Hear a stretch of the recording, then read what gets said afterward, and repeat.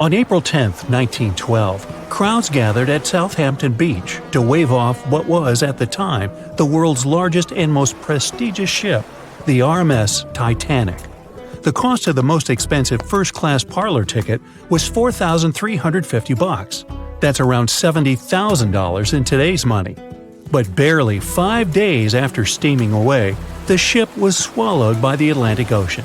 So let's rewind and go back to what actually happened on that fateful night. The captain wanted to set a speed record for the ship's maiden voyage and arrive early. The ship was deemed unsinkable, so he went full throttle into the dark Arctic waters.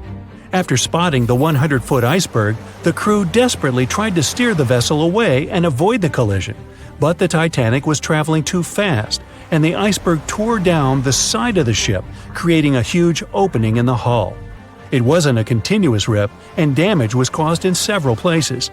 In total, the damage spanned along an area of around 300 feet. But the ship's designers had prepared for the prospect of a collision and added watertight compartments down each side of the ship to act as a buffer zone. 4 of these compartments could be breached, and the ship would still stay afloat. But because the iceberg tore down the side of the Titanic, it ripped holes in 6 compartments. The compartments didn't extend up the total height of all decks and weren't actually sealed at the top. This is why, when more than 4 were flooded, water reached over the top of the bulkheads and filled the remaining compartments, causing the ship to sink into the ocean. Think of it as water spilling over an ice cube tray. But what if the collision was head-on? Would it still have sunk? Ships are designed with potential crashes in mind, and most vessels have collision bulkheads in the bow. Most of all, it's like your car's bumper or crumple zone. It's a safety feature that can withstand a direct hit. The bow could have taken some of the impact, and some experts have suggested that if it hit head-on, only 2 to 4 of the watertight compartments would have been flooded. So, in theory, the Titanic might not have sunk, and it might have even been able to continue sailing to its final destination at a much slower speed. The force of impact would likely have been huge, though.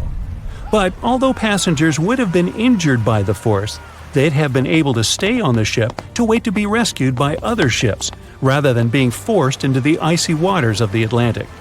Still, one of the Titanic's designers, Edward Wilding, suggested that the force of the impact might not have actually been that big. He told the British Inquiry that lots of people scarcely felt the collision, and he believed the ship would not have sunk if it did hit the iceberg head-on. The ship was also designed with remotely operated watertight doors between all compartments, so any floods could have been quickly sorted out. Because Titanic had 6 breaches from the side collision, and because it happened so quickly, sealing the doors wouldn't have made a difference, as it was essentially impossible to save it by that point. The ship immediately began to flood, with water pouring in at a rate of roughly 7 tons per second, 15 times faster than it could be pumped out. So, while it sounds like the Titanic would have survived had the ship hit the iceberg head-on, this idea does come with some issues. First off, the collision bulkheads were designed to survive a crash with another ship, not a giant iceberg. If 2 ships collided, both would absorb some of the impact in their bulkheads, sharing the impact and likely staying afloat. But an iceberg is stationary, meaning that Titanic would absorb most of the energy from the collision. If Titanic hit head first, because of the speed it was traveling, the impact would have likely traveled down the whole body of the ship. Just imagine a 46,000-ton ship traveling at around 20 knots. At some point, it hits an iceberg that weighs what could be over 100,000 tons. This collision would likely create a powerful force causing massive damage to the vessel. It is likely that seams would split, staircases would come tumbling down, and rivets would burst open across the ship. All that would have potentially flooded even more compartments. This could have caused Titanic to sink in a matter of minutes rather than hours. But that's just the tip of the iceberg. As we all know, the biggest part of it is hidden underwater. So if Titanic had been traveling head-on, it's likely it would have hit the part of the iceberg below the water first, which would send it veering off course. Hitting an iceberg is not like hitting a brick wall. In this case, the ice under the water would have torn open the bottom of the ship and caused damage to the sides. Icebergs also aren't flat, solid objects. If a flat collision happened, the ship might have stayed afloat, but icebergs come in many shapes and sizes, from domes to wedges. Studies have also been done on the steel used to produce Titanic, and the tests show the metal was about 10 times more brittle than the steel we use today. The ship was built before we understood the effects of low temperature on steel. The old steel used to make the vessel would not bend when faced with freezing temperatures, but break. Recovered pieces of Titanic's hull plates show that the hull just shattered on impact. Hitting head-on would also cause a very severe and abrupt stop, so even if the ship hadn't sunk, there would still have been major issues. Think about when you suddenly hit the brakes on your car, or when the bus stops while you're walking down the aisle and you get flung forward. Passengers would have been thrown across the ship, and because the crash happened at night, most people were sleeping, so wouldn't be able to effectively prepare for any sort of impact. This would result in injuries for most people on board. It would be especially bad for those at the front of the ship, where the accommodation for the off-duty firefighters, greasers, and engineers was. But while passengers and off-duty crew may have been thrown out of bed, there would be a lot more survivors than in the original scenario. Many ships have had head-on collisions and made it back to shore. Not many people know that Titanic actually had two sister ships. The White Star Line, the company that built Titanic, also built vessels called Britannic and Olympic. Captained by Edward J. Smith, who would later helm Titanic, the Olympic set off on its maiden voyage in June 1911. But much like Ford's sister ship, disaster was just around the corner. On its fifth commercial voyage, Olympic collided with a Royal Navy ship, HMS Hawke. While the Olympic received damage to its side, Hawke crashed into the other vessel head-on. The bow of the Hawke was completely crushed by the collision, but because the ship had watertight compartments, it managed to survive the impact and later returned to shore for repair. Another study case is the SS Andrea Doria, which was an Italian ocean liner that made global headlines in 1956. Like the Titanic, the Andrea Doria was heading for New York City on its 101st voyage when disaster struck. On July 25th, the vessel collided with the 524-foot Swedish passenger liner Stockholm. The Stockholm hit the ship head-on, but the point of impact for the Andrea Doria was on its side. The front of the Stockholm was completely smashed, but because the impact was on its hull, it managed to survive. The Andrea Doria, however, sadly sank due to the collision being on the side of the ship. So these cases could suggest that maybe the Titanic would have survived had it hit the iceberg head-on. But we have to remember that the Titanic hit the thing full speed, whereas both the Olympic and the Andrea Doria were traveling slower. It was September 12, 1990. In those times, way before instant messaging and Zoom calls, a little girl was looking for pen pals. Zoe was aboard a ship from England to Belgium on vacation with her parents. She was only 10 years old at the time, but was a very clever schoolgirl. She took a piece of paper and started putting some words together. She introduced herself, then wrote about how she liked ballet and playing the flute and the piano. Of course, she couldn't help but mention her two adored pets, a little hamster she called Sparkle and her fish Speckle. She also put down the address at which she could be reached in case someone was interested in writing back to her. But alas, she was at sea. Who could she send this message to? An interesting idea came to her mind. She carefully placed her letter in a plastic bottle, tightly closed the lid to protect it from the water, and threw it into the sea. The little girl's excitement faded away over the years as she didn't receive a response. Maybe the bottle got stuck somewhere. Maybe it was swallowed by some big, scary sea creature. Or maybe the water actually poked through the plastic cap and destroyed her message.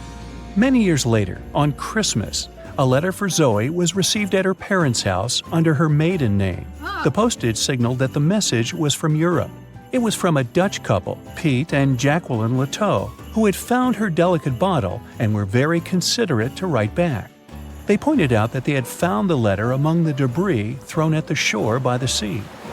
Zoe's letter had been stranded for a staggering 23 years at sea and traveled for more than 350 miles to reach its final destination near Rotterdam in the Netherlands. That's quite a voyage for a small plastic bottle. A story similar to that of Zoe is the strange connection between two little boys. A little German boy named Frank Uzbek was on a boat traveling to Denmark when he got the same idea as Zoe. He was 5 years old at the time he put together a message and threw it into the unknown. The year was 1987. He got his response years later when he was 29. His letter, just like the one Zoe would send a couple of years later, had been at sea for 24 years. His message was found by a boy named Daniel Korotkin while he was on a walk with his parents on the Koronian Spit near the Baltic Sea. Daniel was lucky that his father knew enough German to translate the message. The unlikely friends eventually met via video call in 2011. Not all message-in-a-bottle stories have been explained away. In 2013, a Croatian surfer came across a damaged bottle while near the Adriatic Sea. The message it contained dated back to 1985, and it was from a man named Jonathan. The sender was eager for his letter to reach a woman named Mary, and he also expressed his keenness for her to respond. Since the letter was supposedly sent from Nova Scotia, the bottle had to have traveled a mind-boggling 3,700 miles.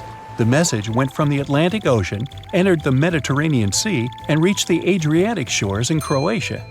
The identities of neither John nor Mary were ever discovered. There are also messages in a bottle with wonderful love stories to share. This was the case for Ake and Paulina Viking. When Ake, a lonely Swedish sailor, placed a letter in a bottle and threw it in the Mediterranean Sea, he had no idea the piece of paper would eventually reach his future wife. This was in the early 1950s. The bottle was found by an Italian man who was inspired enough to give it to his niece, Paulina. After a year of back-and-forth letters being exchanged, Ake and Paulina eventually met and got married. Having decided to share their story with the world, they became somewhat of a celebrity couple for the time. They even shared video footage of their wedding with the world, and their story was featured in a bunch of newspapers. This fortunate event started a movement between young people looking for love, increasing the number of messages being thrown out at sea in search of a fairy tale ending. Not all the stories that started out like this eventually worked out, though. In 1945, an American named Frank Hayostek placed a similar message to that of Ake's in a bottle and threw it in the waters. Almost a year later, his letter was found by an Irish woman. Her name was Brenda O'Sullivan. Their years of correspondence soon caught the attention of the media at the time, but their friendship never flourished because of the added pressure. They eventually met in person when Frank traveled to Ireland, but he didn't stay for long, and they eventually got out of touch with each other. After Titanic met its strange ending, many bottles containing secret messages started to surface. Almost all of them proved to be counterfeited, apart from one letter. Years after Titanic had sunk in the icy Atlantic waters, a bottle was found on the Irish shores. It was supposedly from a man named Jeremiah Burke, and to this day, it is considered to be the only genuine message in a bottle originating from Titanic. The piece of paper simply stated the sender's name and the location, the Titanic, accompanied by the word goodbye. Since the date has washed away, it's difficult to estimate whether the note was sent before or after the ship had hit the iceberg. The common understanding is, however, that since Jeremiah was looking to relocate to the U.S., he was merely sending his last symbolic regards to his family and friends back in Ireland. This simple way of meeting and sometimes corresponding with people has turned into a hobby for a man from a Canadian province named Prince Edward Island, located east of the U.S. state of Maine. This man, Harold Hackett, claims to have sent over 4,000 bottles into the Atlantic Ocean since 1996. He also claims to have received many responses from all over the world, including letters from people in Europe, like France and Germany, but also from the Bahamas or even Africa. This unlikely pastime earns him about 150 Christmas cards from his pen pals each year. To this day, he refuses to add his phone number to any of his letters. This way, he ensures that if people ever want to contact him, the only means of doing so is via a written letter. He's also studied the best times to send the messages in the water based on the direction of the winds and the currents. Now, some bottles spend a whole lifetime at sea after being cast away by their sender. It was the case for a British man that wrote a message and placed it into a bottle before throwing it in the English Channel in 1914.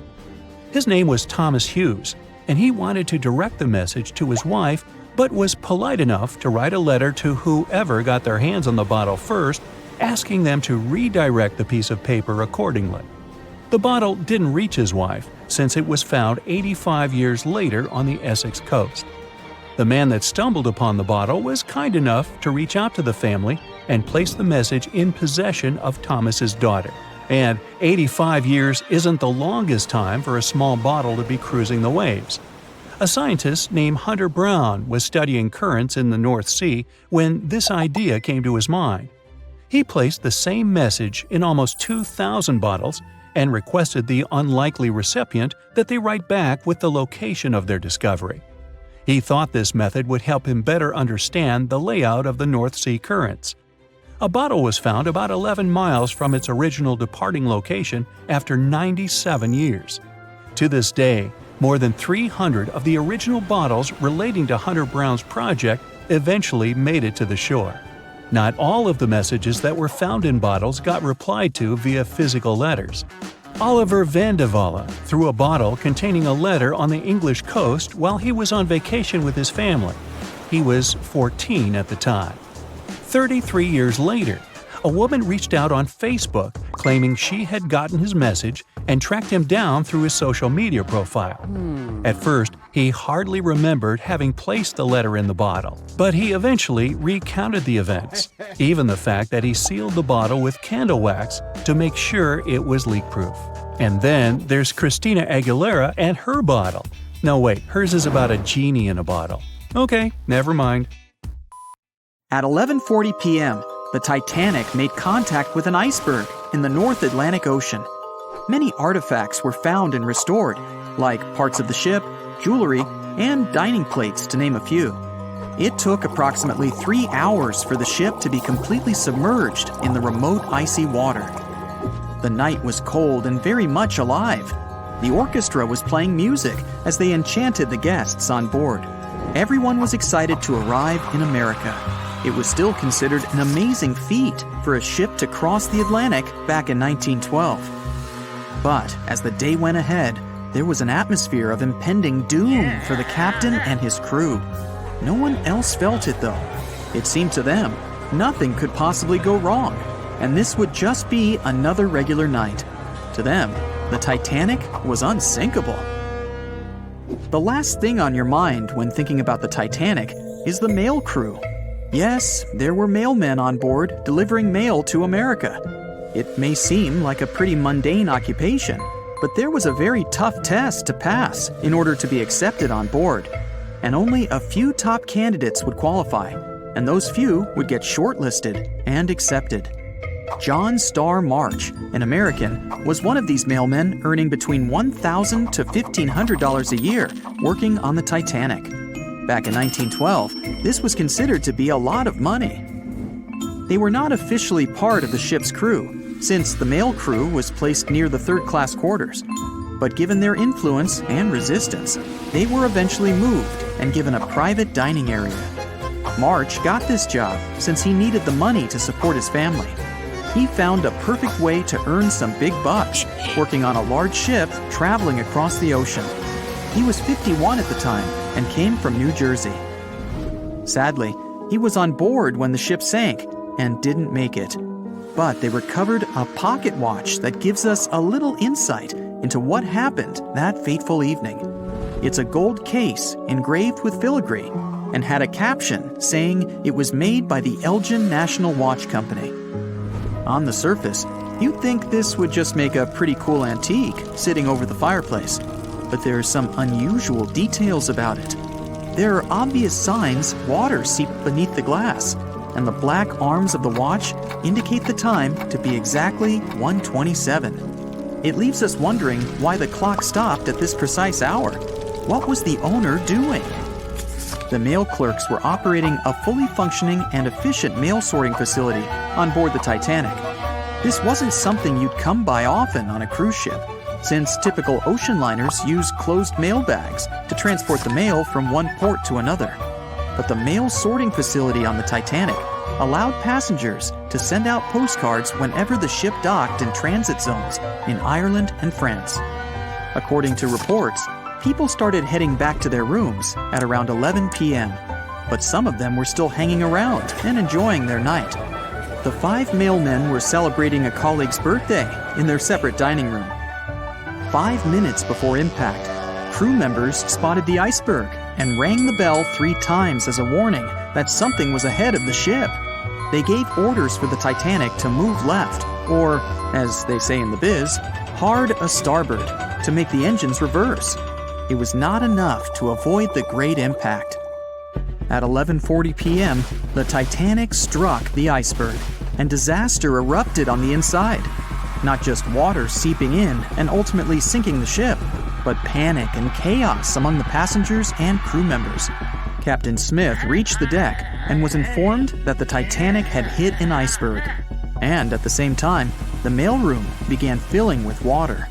We know that the 880-foot ship was completely submerged at around 2:20 a.m., with 706 survivors. The time between the impact and the sinking was really eventful. At midnight, they started getting the lifeboats ready for the passengers to evacuate. Orders were given for women and children to board the safety boats with some crewmen to guide and operate them. The problem was that the 20 safety boats available could only host 1,178 people out of the total of more than 2,200 passengers on board. March and his colleagues began sorting out the mail. There was chaos in directing and ordering around. With each second passing, icy cold water was filling the ship. 15 minutes after midnight, Captain Smith ordered his crew members to send out a distress signal. Even though SOS was established earlier than the Titanic, many others used CQD. The CQ stands for General Call, and the D is Distress. The Frankfurt was too far away to help, even though it was one of the first to respond. Even the Titanic's sister ship, the Olympic, responded, but it also was too far away. At 12:20 a.m., the Carpathia received the urgent message and redirected from its original course to help them out, even though they were 58 nautical miles away. Although this was some relieving news, the water kept seeping in at an alarming rate. It wasn't easy to keep everyone calm, knowing that the ship could be underwater in a matter of hours. At this point, many passengers were already on board the safety boats, waiting to descend into the water. The musicians on board began playing music for the ones still waiting. At first, they were playing in the first-class lounge, and then they moved to the deck. There's a debate on how long they were playing for and what song it was. None of the musicians made it out. The 5 mailmen on board were also doing their duties while the ship was sinking. According to a ship officer, the mailroom was already covered in water above the ankles, and the mailmen were busy trying to save as much mail as they could. March was one of them.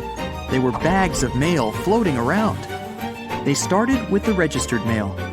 Witnesses of the Titanic sinking reported the mailmen were putting bags of mail on the deck to keep them from getting wet until help arrived. They also mentioned bags of mail were floating about in the freezing water. It wasn't until 12:45 a.m. when lifeboat number 7 on the left side of the ship was lowered onto the water. Even though it had room for roughly 65 people, only 27 people were inside. Many of the safety boats carried fewer passengers than their maximum capacity allowed. The crew were worried that the boats would capsize if so many people were on them. Some reports suggest that some people even refused to board the safety ships, sticking with the claim that the Titanic was unsinkable. At the same time, they fired up one of the 8 distress rockets in the air, but it didn't get them any help. At 12:55 a.m., the second and third safety boats were descended to the waters with 2 male passengers jumping on board. 5 minutes later, another safety boat was lowered with around 39 people. At this point, water entered the base of the grand staircase. In the next 20 minutes, more safety boats were lowered, most of them underloaded. Still no help. the Carpathia was still on the way. Panic was growing and tensions were rising. There was a lot of anger for people being left behind. At around 1:30 a.m., things were getting out of control. The organized boarding of passengers to the safety boats stopped. March's watch stopped 3 minutes earlier, which could mean he was part of the scuffle between crew members and passengers. It took 3 hours for the Carpathia to arrive. March wasn't among the survivors. His watch proved to be one of the essential findings lost in the wreckage of the Titanic. It was eventually returned to March's 2 daughters, and now it's in one of the collections of the National Postal Museum. March was a man who did what he had to do in the worst circumstances. Time was a precious commodity for the people on board the ship, and this watch proved valuable to learn more about the tragic yet inspiring stories of the Titanic. It was 11:39 at night when the Titanic's lookout shouted, "Iceberg, right ahead!" Swift action on the bridge to reduce speed and change the ship's course didn't help, and you already know how the story ends. Since then, we've regarded what happened to Titanic as a once-in-a-lifetime event. Is it though? The Titanic sank in 1912. Forget about fancy GPSs or weather satellites. At the time, ships were responsible for warning each other about the location of icebergs, like a "hey man, trust me on this" situation. Then the Titanic disaster happened. To call it a disaster is an understatement, so specialists felt the need to form an organization to avoid this kind of accident happening again. That's why, a year later, they created the International Ice Patrol, or IIP for short. Up to this day, this group has been responsible for giving ships advanced warnings about ice threats. IIP improved their methods over the years, from ship reports and aircraft patrols to satellite images. Recently, they've also been using oceanographic buoys, floating devices providing real-time information about ocean conditions up to 164 feet below the surface to predict the potential drift of icebergs. Luckily, IIP is doing an excellent job in reducing ship iceberg collisions. But don't get too comfortable, because even the most advanced detection equipment can't entirely avoid an unfortunate situation.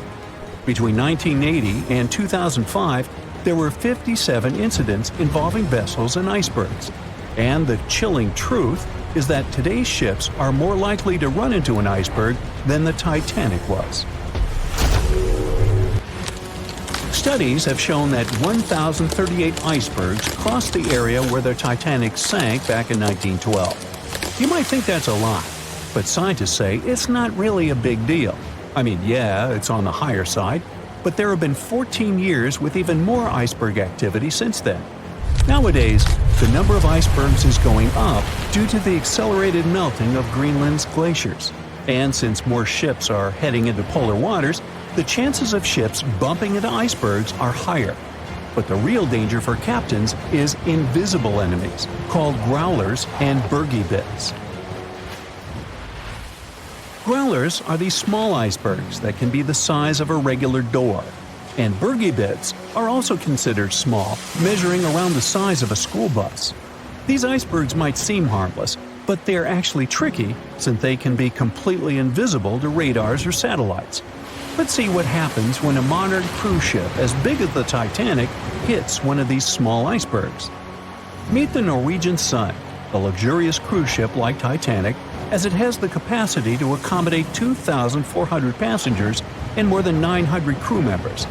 On July 2022, this cruise ship was on its way to Hubbard Glacier in Alaska when it found itself in the middle of a dense fog. Suddenly, passengers felt an impact and were terrified as the ship experienced a severe jolt.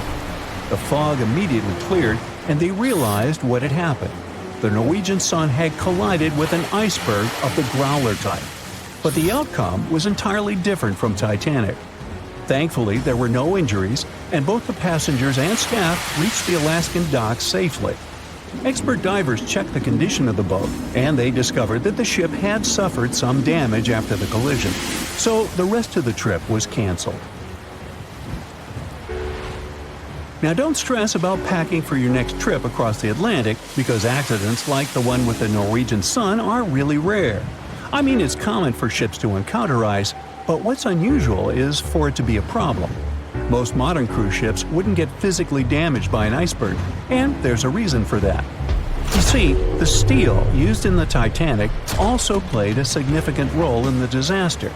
The unsinkable ship, after all, was not so impact-resistant.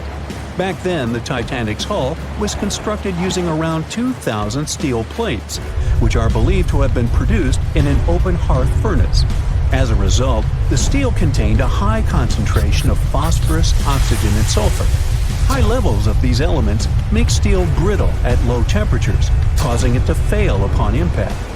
While the steel used on the Titanic was of the highest quality available at the time, it wouldn't meet the safety standards of modern ships, and it was approximately 10 times less safe than what today's vessels use. But the most significant difference between the design of the Titanic and a modern ship lies in how the hull is put together.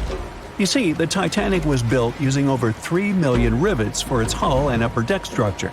So, when it struck the iceberg, the rivets started a chain reaction, causing the entire section of the hull to collapse simultaneously, causing an uncontrollable flood of water. In contrast, modern ships use a method called submerged arc welding, which fuses the edges of metal pieces together, creating a strong and continuous bond. This is safer because if any part of the ship gets damaged, the tear doesn't spread, making things worse. The damage remains contained within that section. Okay, so small icebergs are becoming more common, and vessels have been adapted to deal with them. But there's still one more scenario to consider.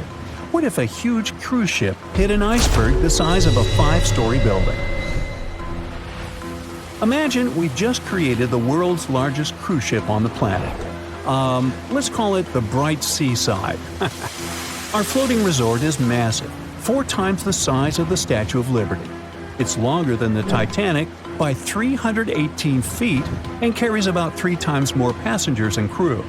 And just like the Titanic, our fictional ship can cruise at a top speed of around 23 knots.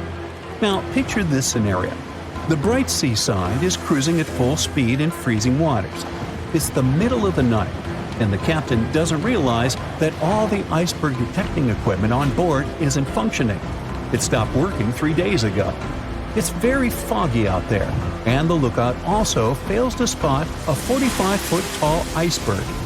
If that whole situation played out, and the ship smacked into the iceberg head-on, well, it could potentially lead to a sinking. But you can see how unlikely that is, right?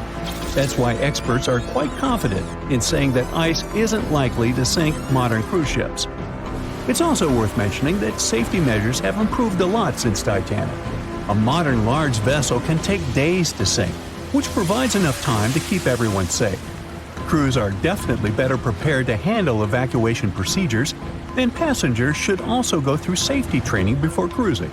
I know, it is annoying to do that when all you want to do is drink a lemonade or some other beverage by the pool. But, all these safety tips are what saved the MS Explorer from becoming a modern Titanic. You see, back in 2007, all 154 people on board this Antarctic cruise ship managed to get into lifeboats after the ship hit an iceberg. Now, imagine their panic as they waited for help for 4 hours. The crew did an excellent job in keeping everybody safe, no doubt. But a report that came out 2 years later said that the MS Explorer accident had happened because of the inexperience of the captain, who had pushed the ship too fast into a wall of ice in the freezing waters of Antarctica.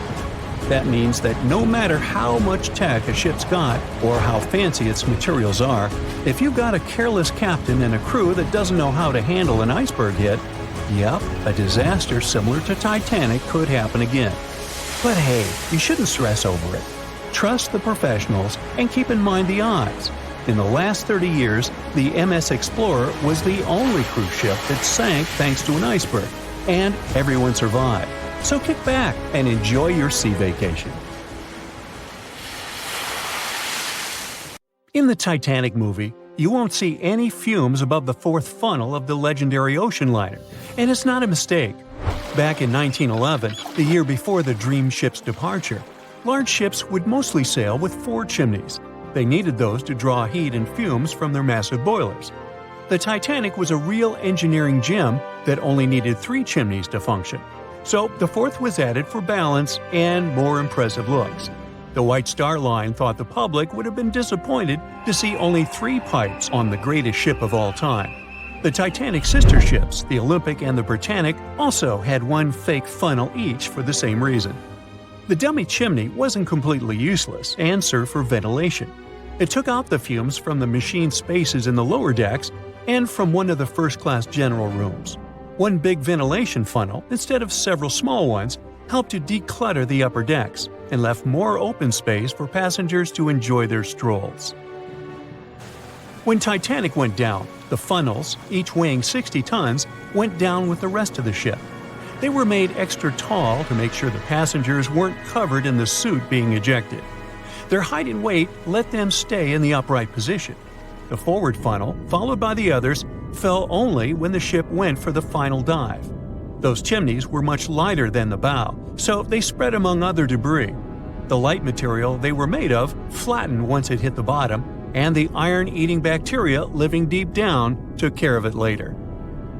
The bow of Titanic remained intact when it hit the seabed, but the stern was completely mangled. When the famous ocean liner hit that iceberg, things got really messy. It took the future movie star a whole 2 hours and 40 minutes to submerge completely. The collision let water flood 6 out of 16 watertight compartments. As the water gushed into the starboard side, the ship started to tilt down in the front and a bit to the right. By midnight, the damaged compartments were spilling water into others, and it was chaos because these compartments were only watertight horizontally. Soon enough, water started flooding through the anchor chain holes, and by 2 a.m., the bow was sinking, and the stern's propellers were lifted out of the water. The ship kept flooding until the moment the bow went underwater, and the stern shot up almost 45 degrees. The weight of those massive propellers stressed the ship's midsection. The steel just couldn't handle it and failed. Survivors described that moment as some loud noise, like breaking china or falling gear. That was the Titanic's upper structure giving in. By 12 past 2 a.m., the bow and stern were only connected by the inner bottom structure. Minutes later, the bow, weighing almost 16,000 tons, broke loose from the stern. The stern rose sharply to an almost vertical position and started sinking slowly. By 2:20, it disappeared underwater. The bow was cruising down at about 13 miles per hour and had hit the ocean floor almost a half an hour before the stern. The 2 parts of the Titanic now lie 2,000 feet apart, pointing in different directions. The bow remained mostly intact, just covered in mud. The stern turned into a tangled wreck because of the implosions it went through during the descent. The air trapped within the structure just couldn't handle the increasing pressure of the water deep down. Signal rockets played a big part in the Titanic's tragedy. When a ship goes down, you're supposed to shoot up red flares to signal trouble. But someone decided to stock Titanic with white lights instead of the usual red ones. So when the ship smacked into that iceberg, the crew fired off white flares. The SS Californian was passing nearby, and his captain knew the Titanic was in a dangerous iceberg zone. The crew didn't spot the sinking Titanic, but they sure saw those white rockets. The radio between the ships was useless because the Californian's operator switched it off. The captain had a gut feeling something was off, so he flashed a Morse code light signal at Titanic. But he received no reply because the Titanic had already gone underwater. There was another ship, Samson, sailing alongside the Titanic. It had plenty of illegally hunted frozen seal meat from Canadian waters abroad, so it was sailing with lights off to remain unnoticed. When they saw the Titanic's white rockets, they thought it was the Coast Guard and zoomed away. Samson didn't have a radio, so they couldn't find out about the ongoing disaster. The crew got the news about Titanic only when they got to the coast of Iceland the following month. There have been many theories to explain the Titanic tragedy, and one of the recent ones says that there was a fire involved. An Irish journalist went full detective for decades, digging into the mystery, and stumbled upon a game-changer. He came across a photo album that had been hiding from the public for a century after the tragedy.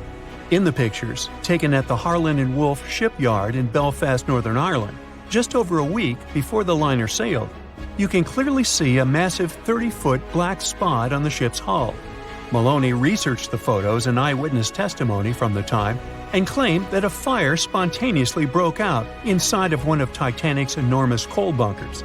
It was raging for a whole 3 weeks and messed with the metal, critically weakening a crucial segment of the ship's hull. Back then, most ships had just one hull, so it was the only skin the Titanic had. That's why the Iceberg managed to punch a hole through the ship so easily. If it hadn't been for the fire, the Titanic might have shrugged off that iceberg collision.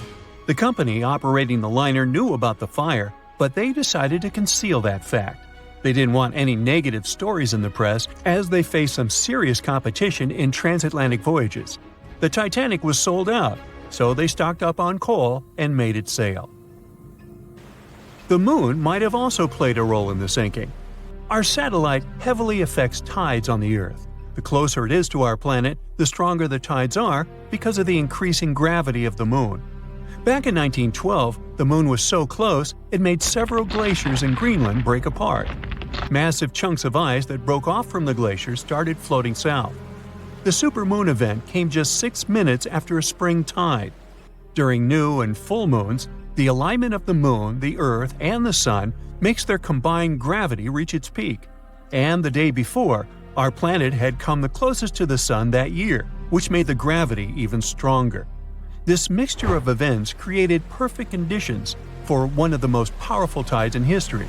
It created the perfect conditions for the icebergs breaking off from Greenland's glaciers to move freely. Opponents of this theory say that the difference in tidal force wasn't actually that big, and it couldn't have been the main cause of the sinking. The iceberg tore down the side of the ship, leaving a huge opening in the hull. It wasn't a continuous rip, and damage was caused in several places. Some experts believe the ship would have survived the iceberg if it had hit head-on. The Titanic had watertight compartments designed to prevent flooding in case of a collision. Only the first 3 or 4 of these compartments would have been flooded. This could have helped save a lot of lives. Supporters of this theory put the blame for the disaster on First Officer William Murdoch. Huge, fast-moving ships don't just turn in a matter of seconds like a speeding car. It takes minutes. When Murdoch realized the collision was inevitable, he tried dodging left to avoid a direct hit. But despite his efforts, the ship still collided with the iceberg. You know the rest.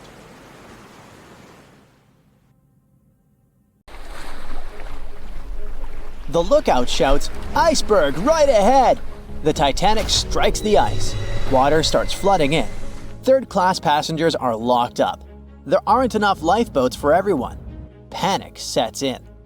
Violins are playing. The ship sinks. Well, we all know the story of the movie Titanic like the back of our hand by now. But what if I told you that Hollywood lied to us? To tell the real story of what happened that freezing night in 1912, we need to rewind a bit.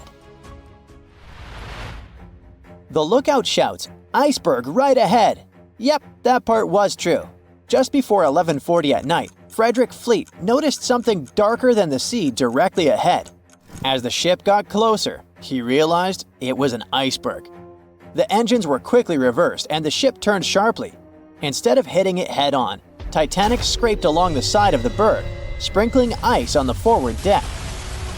If you remember, in the movie, Jack and Rose are having a romantic moment when they feel the ship shudder after hitting the iceberg.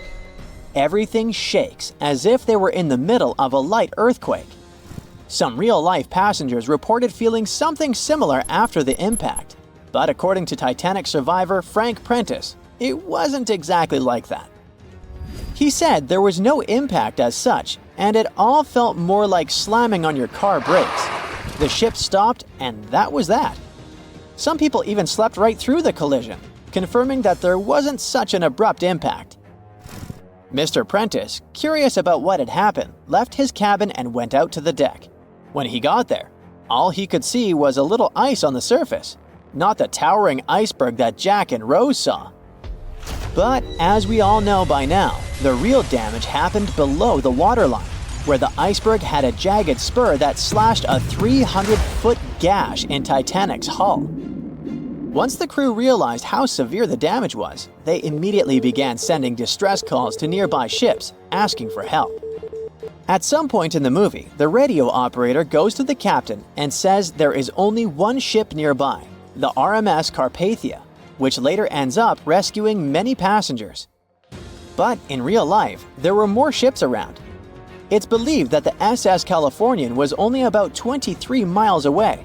This ship might have actually seen the Titanic sinking, or at the very least, seen its rockets exploding high in the sky. Yet, for reasons we will never fully understand, they didn't try to help. Let's get back to the story. Now, people need to get off the ship. At 12:45, lifeboat number 7 was the first to be lowered. Just like in the movie, women and children were told to go first. But in reality, some women were hesitant and even refused to get into the lifeboats. Mr. Prentice said this happened mainly for 2 reasons. First, these lifeboats were high and passengers were terrified of the 70-foot drop from the deck to the ocean below. And second, most women didn't believe the Titanic would actually sink. It was called unsinkable after all. So the idea of getting into a lifeboat seemed pointless at the time. This mindset probably explains why Eloise Smith, a first-class passenger, recalled that there was no panic or chaos at first. Other survivors backed this up, saying that no women or kids were crying. But one thing that was indeed concerning, at least for the crew, was the possibility that the lifeboats might buckle under too much weight. This is one of the theories why the first few lifeboats left carrying only a fraction of their full capacity. Like lifeboat number 7, which only carried 27 people in it, even though it could hold up to 65. In total, Titanic had 20 lifeboats, which could carry about half of the 2,200 people on board that night. But that didn't happen. And now we know the passengers had no idea there weren't enough for everyone. As women were calmly getting into the first lifeboats, musicians headed up to the deck. Their only goal was to play and keep the passengers calm. That's a pretty well-known fact. But the real story is that some survivors said they never saw or heard the band. No violinists whatsoever.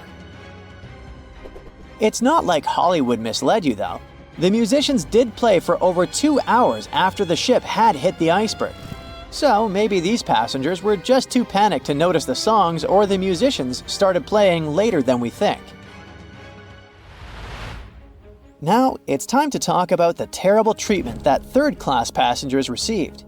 The movie portrayed the crew as cruel, locking the less fortunate below deck like animals, giving them no chance to reach the lifeboats and save their lives. But the official inquiry into the disaster suggested that wasn't true. I mean, yes, fewer third-class passengers survived compared to those in first and second class, but there were other factors at play.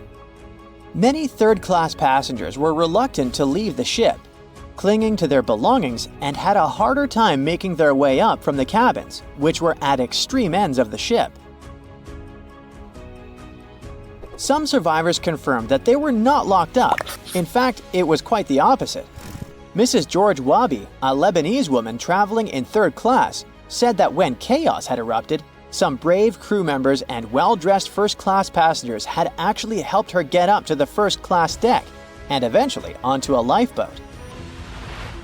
At first, the Titanic was sinking slowly, bit by bit. Passengers reported seeing the water rising and hearing pops and cracks. Then, there was a loud boom. Some said there had been just one explosion, while others described it as a series of smaller explosions, which they'd thought had been the bulkheads giving way. And there's also a group of people who said they had only heard a rumbling sound. So not everyone agreed on the sound they had heard, but one thing is a fact. By 2:18 in the morning, the lights on Titanic went out, and the ship plunged into complete darkness. As the bow continued sinking, the stern rose out of the water, putting immense pressure on the middle of the ship. This caused the Titanic to break in two. In James Cameron's movie, this moment is pretty dramatic, with the ship sinking almost straight down into the water. But in reality, the break probably happened at a much lower angle, likely just below the waterline. Even so, it tilted enough that people couldn't stay on their feet and started sliding into the water. One interesting thing is that it wasn't until the wreckage was found in 1985 that it was finally confirmed the Titanic had broken apart. Up until then, survivors had given conflicting stories. At least 8 survivors claimed they had seen the ship split. Emily Ryerson, a first-class passenger, described it as if the Titanic had been sliced in half with a knife. But there was also a small number of witnesses that insisted Titanic had gone down intact. At the time, this theory was more accepted because most people still didn't believe that the supposedly indestructible ship could break in half. So why the conflicting reports? Okay, so what you don't see in the movies, for obvious reasons, is how incredibly dark it was when the tragedy happened. It was like being in a room with no light, where you can only make out shapes and shadows. That's what it was like on the lifeboats. This means passengers couldn't really see what was happening, and most of those who were close to the ship either lost their lives or were too focused on trying to survive to pay attention to the details of the wreck. Although James Cameron's film didn't fully capture how terrifyingly dark the disaster truly was, the 2012 TV series Titanic did a better job of showing the pitch-black horror of that night. Even then, the reality was much darker and more terrifying than either of these two productions could portray. On the night of April 14th to 15th, 1912, the most modern and unsinkable ship collided with an iceberg and sunk. And it was incredibly scary. Just imagine a huge cruise ship, several times the size of the Statue of Liberty, crashing into a massive chunk of ice and sinking. It's dark and cold. All you can hear is the rumbling and grinding of breaking metal and wood. All that surrounds you is the icy waters of the endless Atlantic Ocean. There's almost no connection with the outside world. There are no phones or internet. Nobody else on the whole planet knows that the ship is sinking. It's a real nightmare. But the most shocking thing is that the people who were on the Titanic that day didn't panic. They were calm, maybe a little worried, but there was no fear on their faces. To understand why they weren't afraid during one of the biggest disasters of the 20th century, you need to see what was going on through their eyes. So, you're a passenger on the infamous ocean liner. Your cabin is located on one of the top decks of the ship. You've just had a great time with your friends at dinner. Now musicians are playing a beautiful melody. Waiters are serving dessert. You go out onto the deck and enjoy the tranquility of the mighty ocean. At this moment, you feel an incredible sense of security and comfort. You're proud that you're one of the first people in the world to travel on the most high-tech ship on the planet. You go to bed in your cabin and wake up because a crew member gently knocks on your door and asks you to go to the deck. There's some kind of issue, but there's no reason to panic. No problem. You'll be happy to go out and take a look at the night sky. The moment when the ship collided with the iceberg felt like nothing more than a slight push, and some passengers didn't even hear it. They realized that something was wrong only when stewards knocked on their doors and asked them to go outside. You're on the deck. There are already a lot of people here. Everyone is more or less calm. Passengers are talking about what might have happened. Listening to the conversations around you, you figure out that the ship is supposedly sinking. The idea seems like nonsense to you, but even if it is true, all passengers will be evacuated in lifeboats anyway. At that time, people didn't know there were half as many rescue boats as needed. Passengers were sure that everyone would be saved. Evacuation begins. Women and children go first. No one panics or tries to get into a boat before it's their turn. All men behave gentlemanly and help crew members to evacuate women. One passenger wants to get into the boat with his wife, but it's not because he's afraid to stay on the Titanic. He's just worried. It seems to him that it's less safe in the boat than on the giant liner. He doesn't want to leave his wife alone, but the crew members explain the situation to him, and the man retreats without any resistance. They begin to launch flares into the air. No one pays any attention to this. Everyone thinks this is a standard procedure for a ship breakdown. If there had been many experienced travelers on board, they would have understood the flares were fired because the ship was in distress.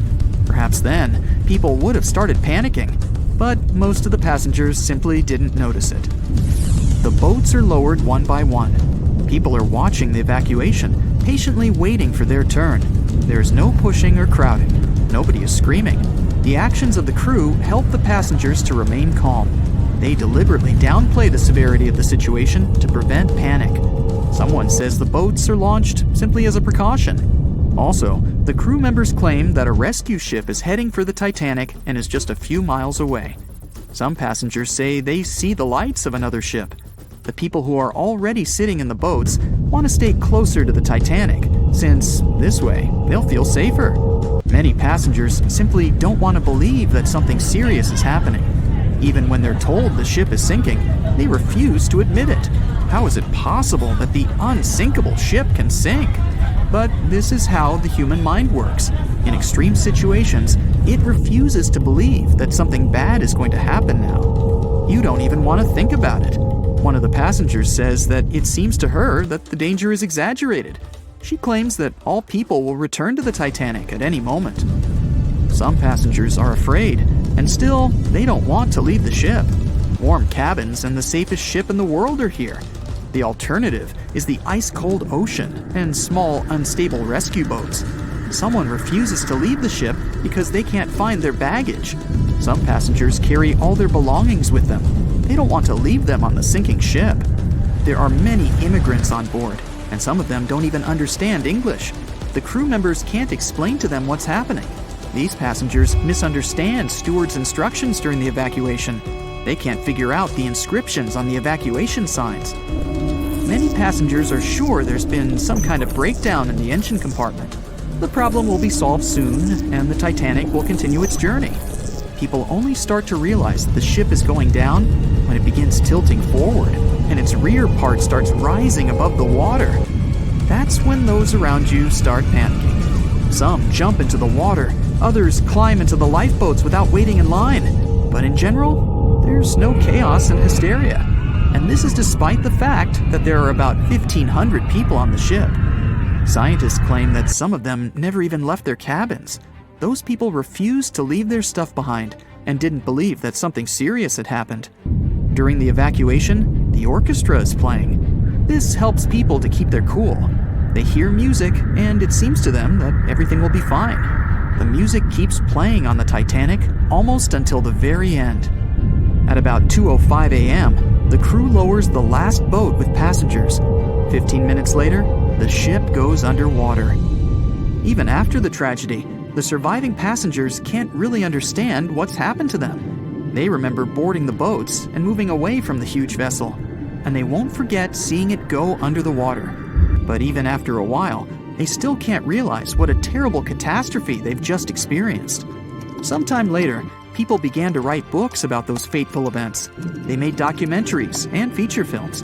The news about the Titanic was in every newspaper. It spread all over the world. In any description of that day, the tragedy looks like a terrible disaster. But those who were there admit they didn't feel all-consuming dread. They just couldn't believe what was happening that day. The tragedy of the Titanic might seem more terrible for people who heard about it than for people who experienced it. Many people around the world refused to go on board large ocean liners after the catastrophe. They were afraid of what could happen to them. At the same time, a lot of passengers who survived on the Titanic continued to travel by other ships. There was a woman who survived 3 shipwrecks, including the Titanic, and she still continued traveling. And what if people tried to raise the Titanic from the sea floor? This happened many years after the shipwreck. Then, the $5 million operation failed. Nylon slings were attached to a large part of the sunken ship. The other ends of the slings were connected to diesel engines. For the entire operation, a mini-submarine was used. A piece of the Titanic, weighing 21 tons, was being pulled up when one of the slings tore. And then, one by one, the other cables began to snap too. The huge piece of the ship fell back to the seafloor. By that time, the participants of the rescue operation had run out of food supplies. And since the nearest shore was quite far away, they decided not to give it another try. It seems like we all cried watching the heartbreaking goodbye of Jack and Rose from the Titanic. Oops, spoiler, sorry. But the real-life stories from the sinking of the famous ship were no less touching. Joseph LaRoche was born in 1886 in Haiti to a wealthy family. He was growing up without a dad, but his mother was a self-made woman and a respected merchant. His uncle was the head of his country. Joseph was fluent in French, Creole, and English. At the age of 15, Joseph realized he wanted to become an engineer. There were no engineering schools in Haiti, so he moved to France to get his education. The journey took him a whopping 83 days. Still, in his student years, Joseph met Juliet in a suburb of Paris through a mentor. They soon became friends, and then it grew into something bigger. The couple decided to get married. There was only one problem. Joseph couldn't find a well-paid qualified job even after completing his studies because of racial discrimination. The intelligent young man realized he could do better. Plus, he needed to provide for his growing family. His third kid was on the way. His uncle back in Haiti promised he'd help Joseph secure a job as a mathematics professor. His mother was overjoyed that her son and his family would be living in Haiti. She bought them first-class tickets for the French liner La France as a reunion gift. But that liner had really weird rules separating parents from their offspring for meals. The LaRoches didn't want to leave their youngsters and make them feel sad on a trip across the ocean. So they decided to trade their first-class tickets for La France for second-class tickets for RMS Titanic's maiden voyage. The Titanic was all the hype, and it didn't separate families, so it looked like a great deal. They planned to change for another ship in New York that would take them straight to their final destination in Haiti. The family boarded the Titanic on April 10, 1912, at Cherbourg. They had 3 days to enjoy the luxurious staterooms, a dining salon, a library, and 3 outdoor promenade decks available to second-class passengers. Juliet sent a letter to her father from Titanic's final stop in Queenston, Ireland. She told him they were more than happy with the accommodation. They had 2 bunks in their cabin and a couch that converted into a bed for their youngest family members. The family made friends with some nice co-passengers with whom they had traveled together from Paris. She thought they had been the only other French people on board, so they sat together for meals. Juliet mentioned they had all spent time together on the deck of the liner. She also wrote the people on board were friendly, although some sources say the family had gone through quite a lot of mean stares, gossip, and remarks. On the night of April 14th, their exciting journey came to an abrupt end. Even though Titanic's wireless operators had received warnings about drifting ice from nearby ships, the liner continued to plow ahead at full throttle. It was around 11:40 p.m. when Titanic's hull collided with the Iceberg around 370 miles off the coast of Newfoundland. The practically unsinkable ship was severely under-equipped with lifeboats, enough for only about half of its 2,200 passengers. The nearest rescue ship, the Carpathia, was too far away to help. A steward woke up the LaRoche family and took them to the lifeboats, as Juliet remembered later. She couldn't speak any English, so everything that was going on seemed even scarier to her. A little after midnight, the crew received the order to give priority to women and children when boarding the lifeboats. Juliet later remembered a terrible panic had begun, as people had been pushing each other to get to the desired seat. At some point, she felt they had pulled away her older daughter and thrown her into the abyss. A moment later, she had joined her Simone in the same emptiness. So, pregnant Juliet and her 2 daughters got spots in Lifeboat 14. But they had to say goodbye to Joseph as the boat was being lowered into the sea.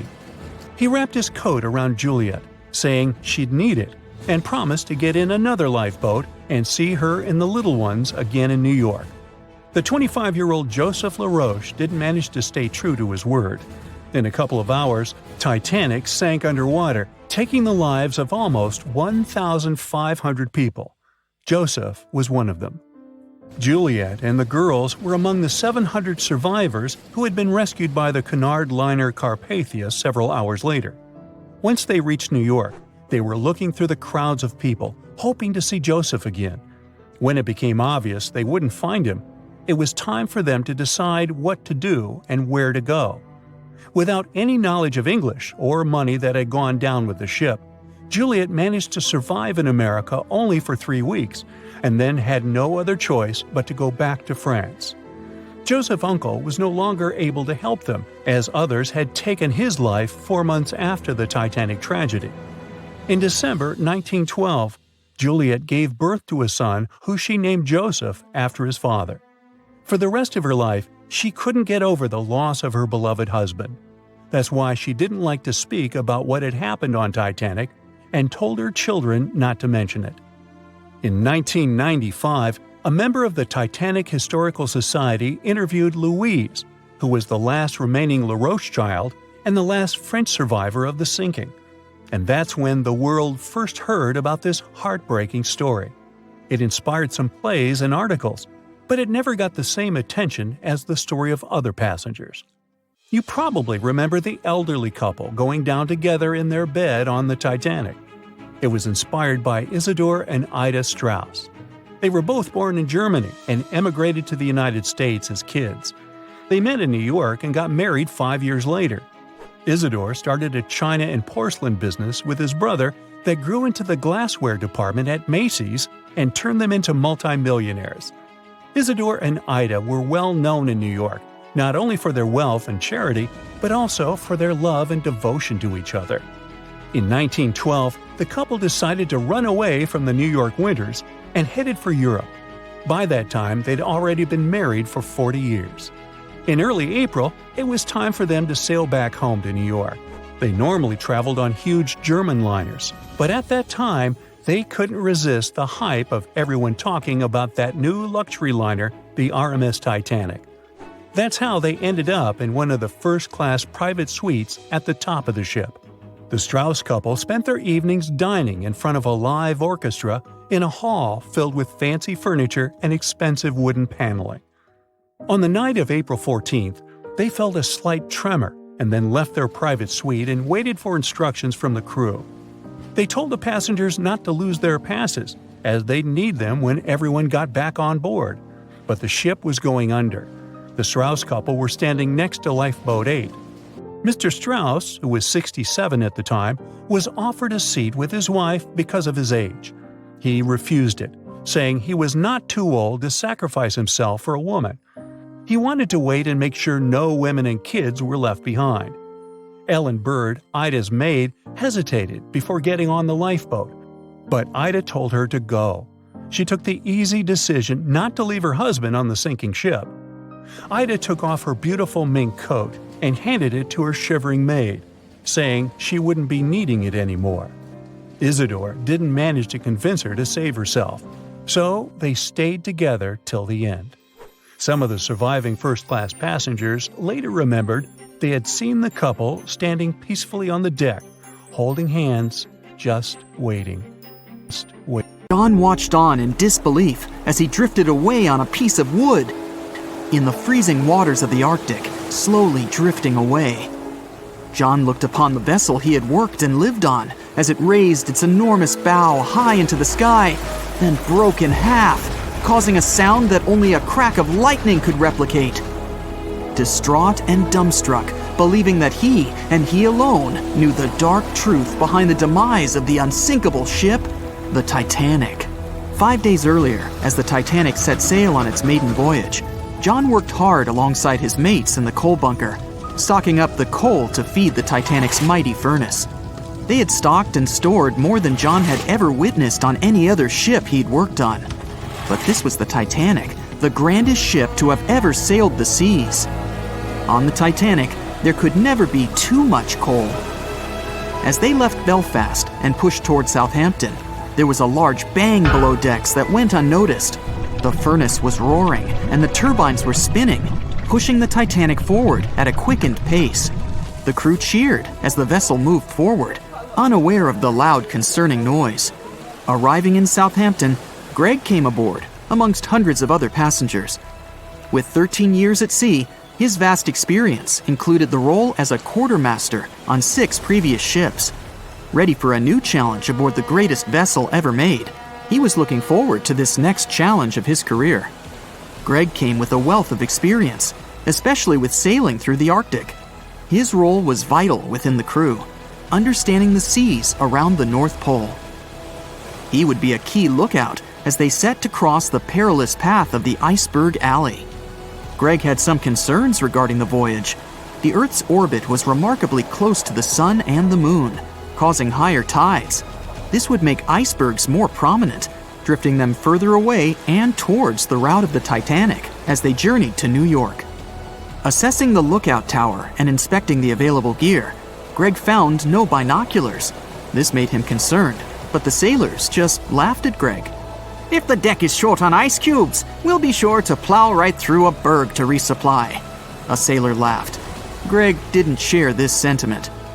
Eager to find out why they had been left short-handed on equipment, since he had such a vital role on the ship, Greg inquired further.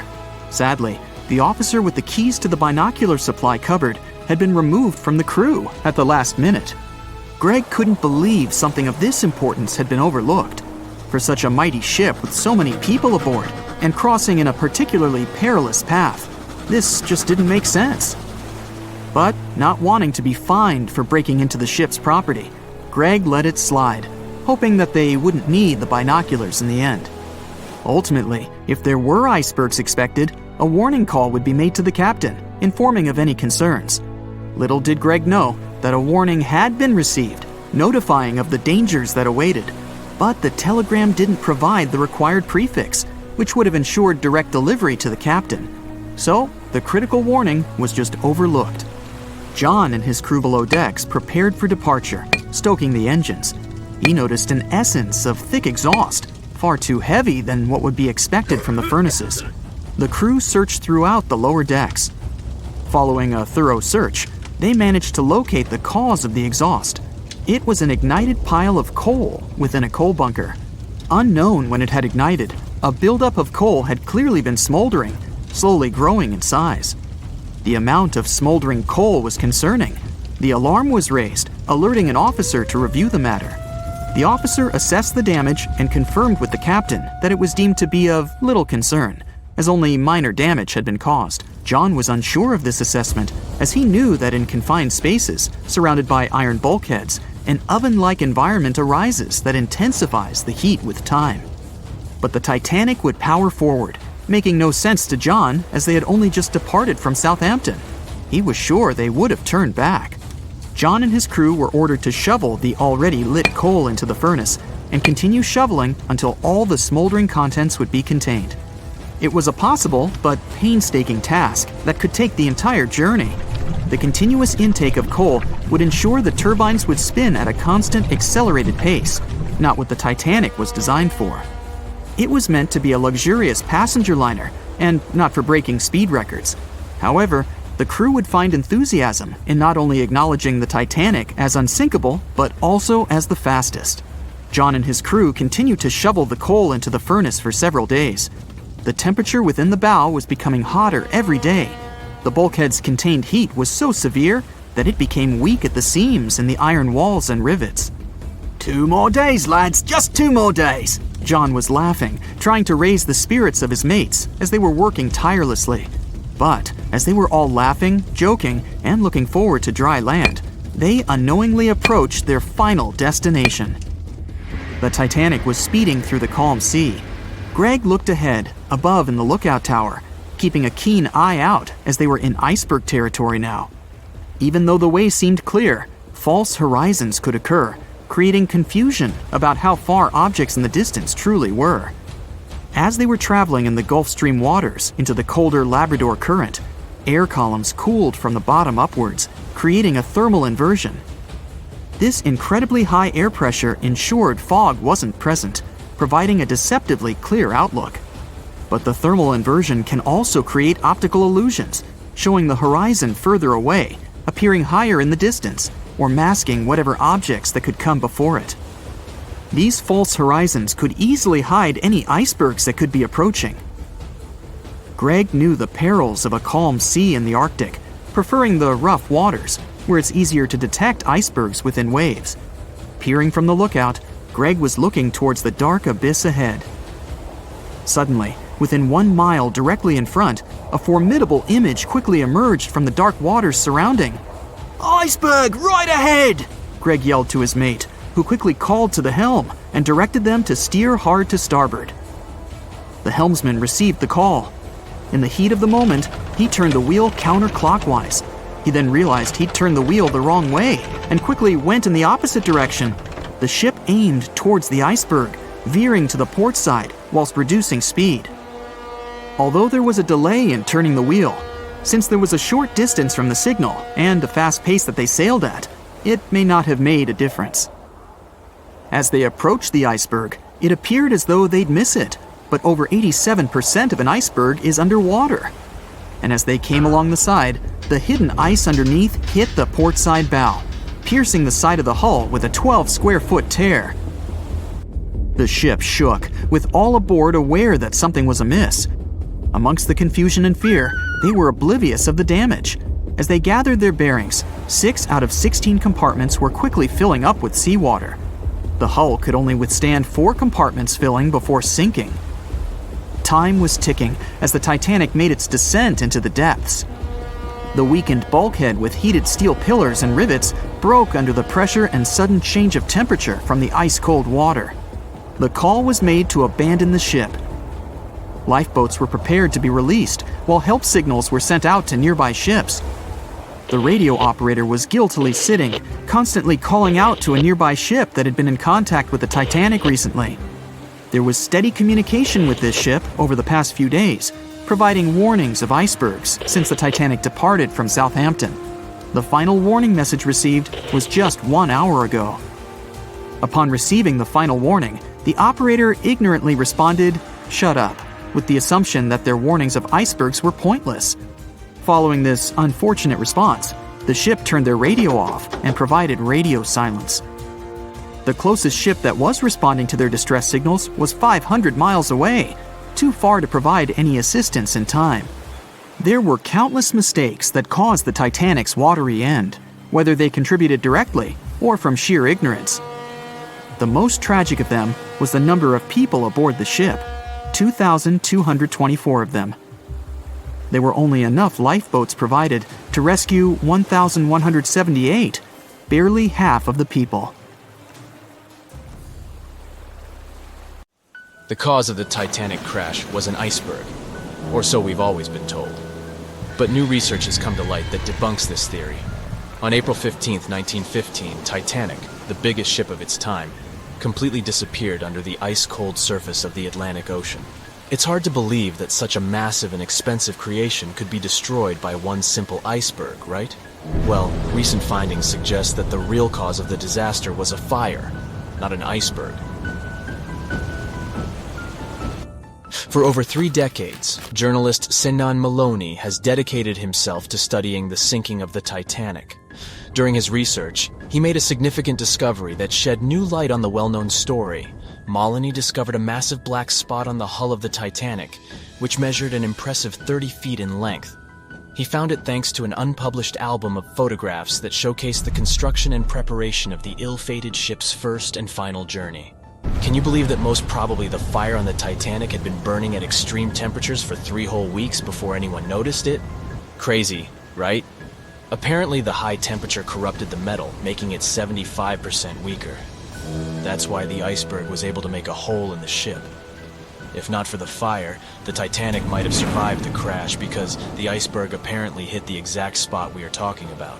And this is only one link in the chain of incredible coincidences that brought the Titanic down. The people in charge of the Titanic knew about the fire and knew the ship shouldn't have set sail. But they didn't want to go bankrupt and cancel the trip, especially since there was a coal shortage due to miners being on strike. The trip was already sold out, and there were no alternatives. Other ships canceled their trips due to low demand. Everyone wanted to board the Titanic, so the management bought up all the coal they could find, even from other ships, and set off. It was all about making money. To hide the truth, they turned the ship's hull so that the marks weren't visible from the dock and faced the sea. This way, the passengers wouldn't see them. Here's another sad twist in the Titanic's story. Back then, there weren't any sonar systems to detect danger, so specially trained people had to watch out for threats using binoculars. But the binoculars on the Titanic were locked away in a special compartment, and the only person with the key, Second Officer David Blair, was replaced last minute before the ship took off. He forgot to hand the key over to his replacement. This mistake wasn't discovered until 3 days later when the ship was already at sea. If they had the binoculars, they might have seen the iceberg in time and avoided the crash. But even if they had the binoculars, they might not have been able to avoid the crash because the Titanic was going faster than it was supposed to. They were behind schedule and didn't want to ruin the ship's reputation, so they were going way beyond the speed limits the ship's construction could sustain. One of the biggest mistakes made on the Titanic was the decision to not include enough lifeboats. Even though the ship needed around 60 of them to contain all the passengers, it was only equipped with 20. The designer, Alexander Carlisle, had initially planned for 48 lifeboats, but this number was reduced for aesthetic purposes. Apparently, having too many lifeboats would have made the deck look too cluttered. These 20 boats were only able to hold a third of the passengers on board, which was not nearly enough to save everyone in the event of an emergency. What's even more shocking is that this number of lifeboats was technically legal at the time. Regulations for lifeboats were based on the tonnage of the ship, not the number of passengers. This means that even though the Titanic was carrying thousands of people, it still met the legal requirements for lifeboat capacity. Another serious mistake made by the crew was the decision to cancel the lifeboat drill scheduled for the day of the disaster. Lifeboat drills were standard practice on ocean liners at the time, but for no apparent reason, Captain Edward John Smith chose to cancel it. This meant that passengers were not prepared for an emergency, and the crew was not adequately trained to handle the situation. When the ship hit the iceberg, chaos ensued, and it took over half an hour to launch the lifeboats instead of the usual 10 minutes. Some folks put the blame on Captain Smith for the fact that the first set of lifeboats left partially empty. The very first lifeboat, which had seats for 65 people, only carried 27 passengers. There is an objective reason for this. At the beginning, people were reluctant to abandon the ship and didn't understand the gravity of their situation. In 2012, researchers uncovered that Captain Smith failed his initial navigation exam. Although he eventually passed, some people wonder if this could have played a role in the disaster. During the Titanic's final moments, the crew attempted to send out distress signals to nearby ships, including the Californian. However, the Californian failed to respond to the flares shot into the sky, and the captain ultimately lost his job as a result of this negligence. However, recent research has exonerated the captain and proved his innocence. It turns out that light refraction, caused by layers of cold air below warmer air, created mirages that distorted the signals from the Titanic. This phenomenon had been observed by other ships sailing in the area and is now believed to be the reason why the lookouts on the Titanic missed the iceberg completely. Historian Tim Malton supports this theory and has further contributed to our understanding of this event. It's unfortunate that the captain of the Californian lost his job due to circumstances beyond his control, but it's better late than never that his reputation is cleared. Whatever the reason for Titanic's crash was, it still keeps the minds of scientists busy to this day. But let's see what the buzz was all about. What made the Titanic so famous and unique? The Titanic was massive, standing at 175 feet tall and nearly 900 feet long. The ship was so enormous that even the officers took over 2 weeks to memorize all the decks and passageways. You could be walking miles along its corridors. The construction cost of the ship was a whopping $7,500,000, which would be equivalent to about $166 million in the mid-2010 ES, due to inflation. Interestingly, the production cost of the Titanic movie in 1997 was even higher at $200 million. Building the Titanic was no small feat, and it required a labor force of 3,000 men who worked 6 days a week for 26 months. The job was difficult and dangerous, and workers had to complete tasks at the height of a 20-story building without safety ropes. Nevertheless, they were paid a competitive wage of £2 a week, which was considered good pay at the time. The inside of the Titanic was inspired by the luxurious Ritz Hotel in London.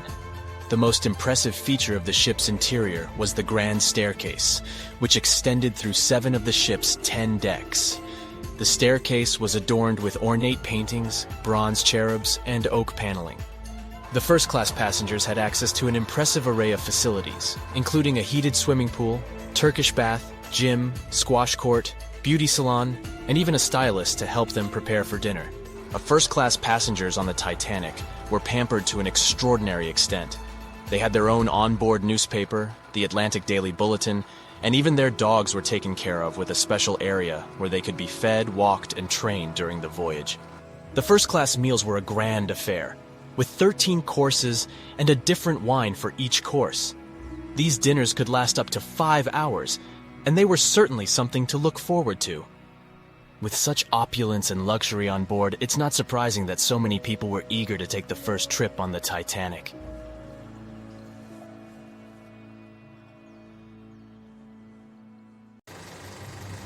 It's April 10th, 1912, a sunny spring day. You're one of the first-class passengers aboard the Titanic, just as the ship is about to depart from Southampton. Imagine everyone's excitement, fresh spring air, the sounds of the sea. You're strolling along the highest deck of the Titanic when you notice several lifeboats. As you start counting the boats, you recall the ship's capacity. It's just over 3,000 people. Wait, but are there enough lifeboats for everyone aboard? Let's look into the numbers. The Titanic could carry a needed total of 64 lifeboats, a number which could have easily helped to save all the passengers on board. Chief designer Alexander Carlisle planned to equip the ship with 48 lifeboats, but the Titanic ended up with a mere 20. The fact that this number of lifeboats wasn't enough for all the passengers was not illegal at the time. This was because the number of lifeboats required was calculated based on the tonnage of a ship, not her passenger capacity. Speaking of the Titanic, this number of boats was chosen for aesthetic reasons, to make the decks look less crowded to the ship's elite and high-class passengers. After the final decision on the lifeboats was taken, Carlisle quit his job. Passengers' strolls on the Titanic's decks were pleasing to the eye, but were they worth it in the end? In 2012, a century after the wreck, new documents related to the scandalous lack of lifeboats were uncovered. It appears that a safety inspector named Maurice Clark proposed the addition of at least 10 more lifeboats, 5 hours before the ship was supposed to set sail. But since the ship's owners clearly wanted to leave on time, his plea was overlooked. He was also warned that unless he kept this secret, he would be fired. In retrospect, had the owners followed his advice, an estimated 700 more people might have survived that night. The 20 lifeboats you counted, those that actually made it on board, could have carried only a third of the passengers, even at their full capacity. But tragically, some of them were launched with as few as 12 people when they could have easily saved up to 65 people each. To add to the disaster, the Titanic's crew members were not properly trained on using the lifeboat launching equipment. That's why the boats were launched slowly, improperly, and sometimes without the right supervision. Out of the 20 lifeboats, only 18 were set afloat correctly. Also, passengers were not informed about safety measures. A lifeboat drill should have taken place on the 14th of April, but the captain eventually canceled the event. One of the many myths surrounding the Titanic and its catastrophic ending is also related to the lack of the necessary number of lifeboats. There was no maritime law at the time that said women and children should get into lifeboats first, but it was a universally accepted custom in such types of situations as a shipwreck. Shortly after the Titanic had sunk in the icy Atlantic waters, rumors started to spread. It was said that some desperate men had resorted to dressing up as women in those final moments before midnight on April 14, 1912. They wanted to get a spot on the lifeboats and have a chance to save their lives. At the same time, there's little to no evidence that any of the male passengers of the Titanic had actually done this.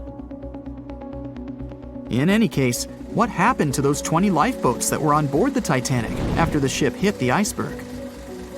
What we do know is that all these boats were launched between 12:40 a.m. and 2:15 a.m., with a total of 718 people on board. By the time they were rescued by the RMS Carpathia at about 4 a.m. the same day, only 705 people had remained alive. It took the crew of the RMS Carpathia more than 4 hours and 30 minutes to pick up all the passengers and 13 of the lifeboats. This was as many as the rescue ship was allowed to carry.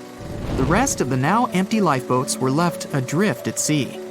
Those salvaged were later given back to the White Star Line, the British shipping company which operated the Titanic.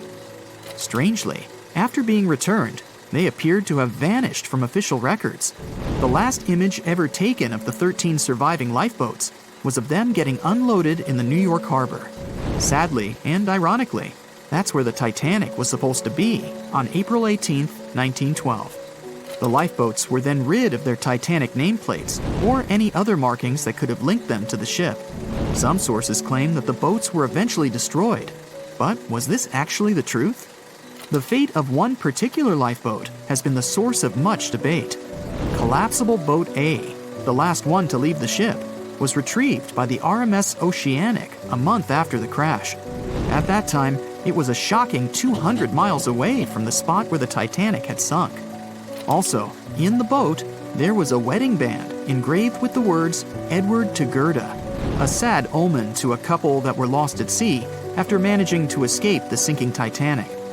Later identified as Edward and Gerda Lindell, the couple was traveling from Sweden to the US to relocate. Some accounts claimed that Mr. Lindell did, in fact, make it to Collapsible Boat A, but his wife wasn't as lucky. Neither were ever seen again, and the wedding band was eventually sent to Gerda's father. The recovery of Collapsible Boat A was recorded in both photographs taken by the crew on board the RMS Oceanic and by a detailed handwritten account of a fellow passenger. They claimed that the lifeboat had looked more like a piece of wood carried by the waves than an actual boat. The first lifeboat to depart from the Titanic was Lifeboat Number 7. It was dubbed the Millionaire Lifeboat.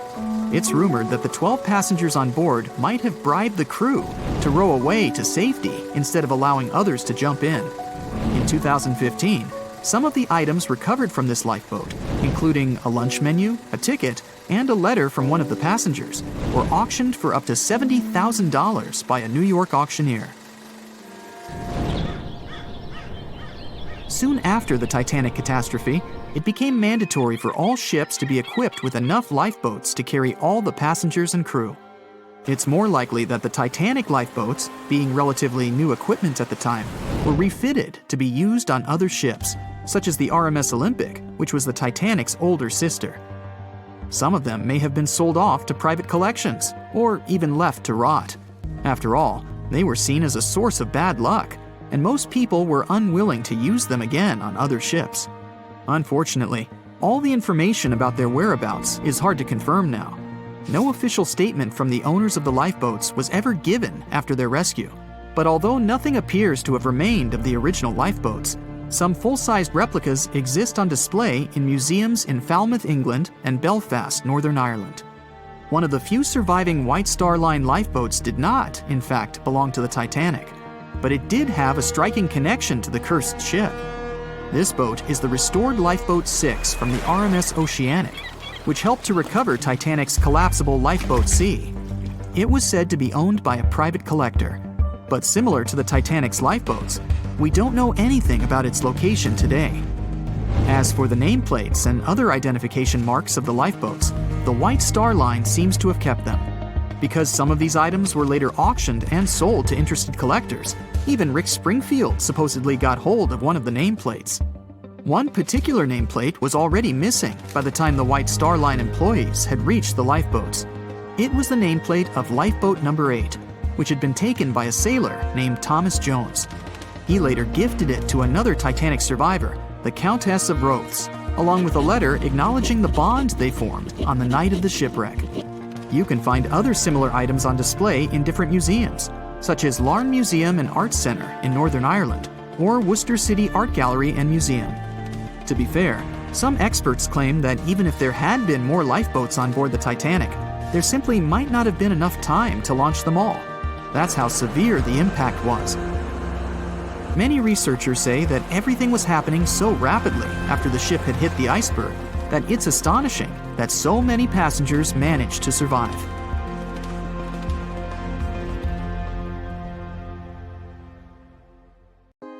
On April 10, 1912, the RMS Titanic set sail from England.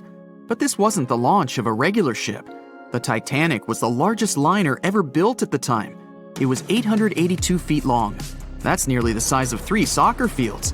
And measured from the hull to the top of the smokestacks, the ship was an impressive 175 feet tall. That's the size of a 17-story building. Deemed unsinkable, It took 3,000 workers almost 3 years to build. But a mere 4 days into its very first voyage, at 11:40 p.m., the ship collided with an iceberg and was lost beneath the waves of the Atlantic Ocean. It took the liner only 2 hours and 40 minutes to sink. And of more than 2,200 passengers and crew members on board, only 706 survived.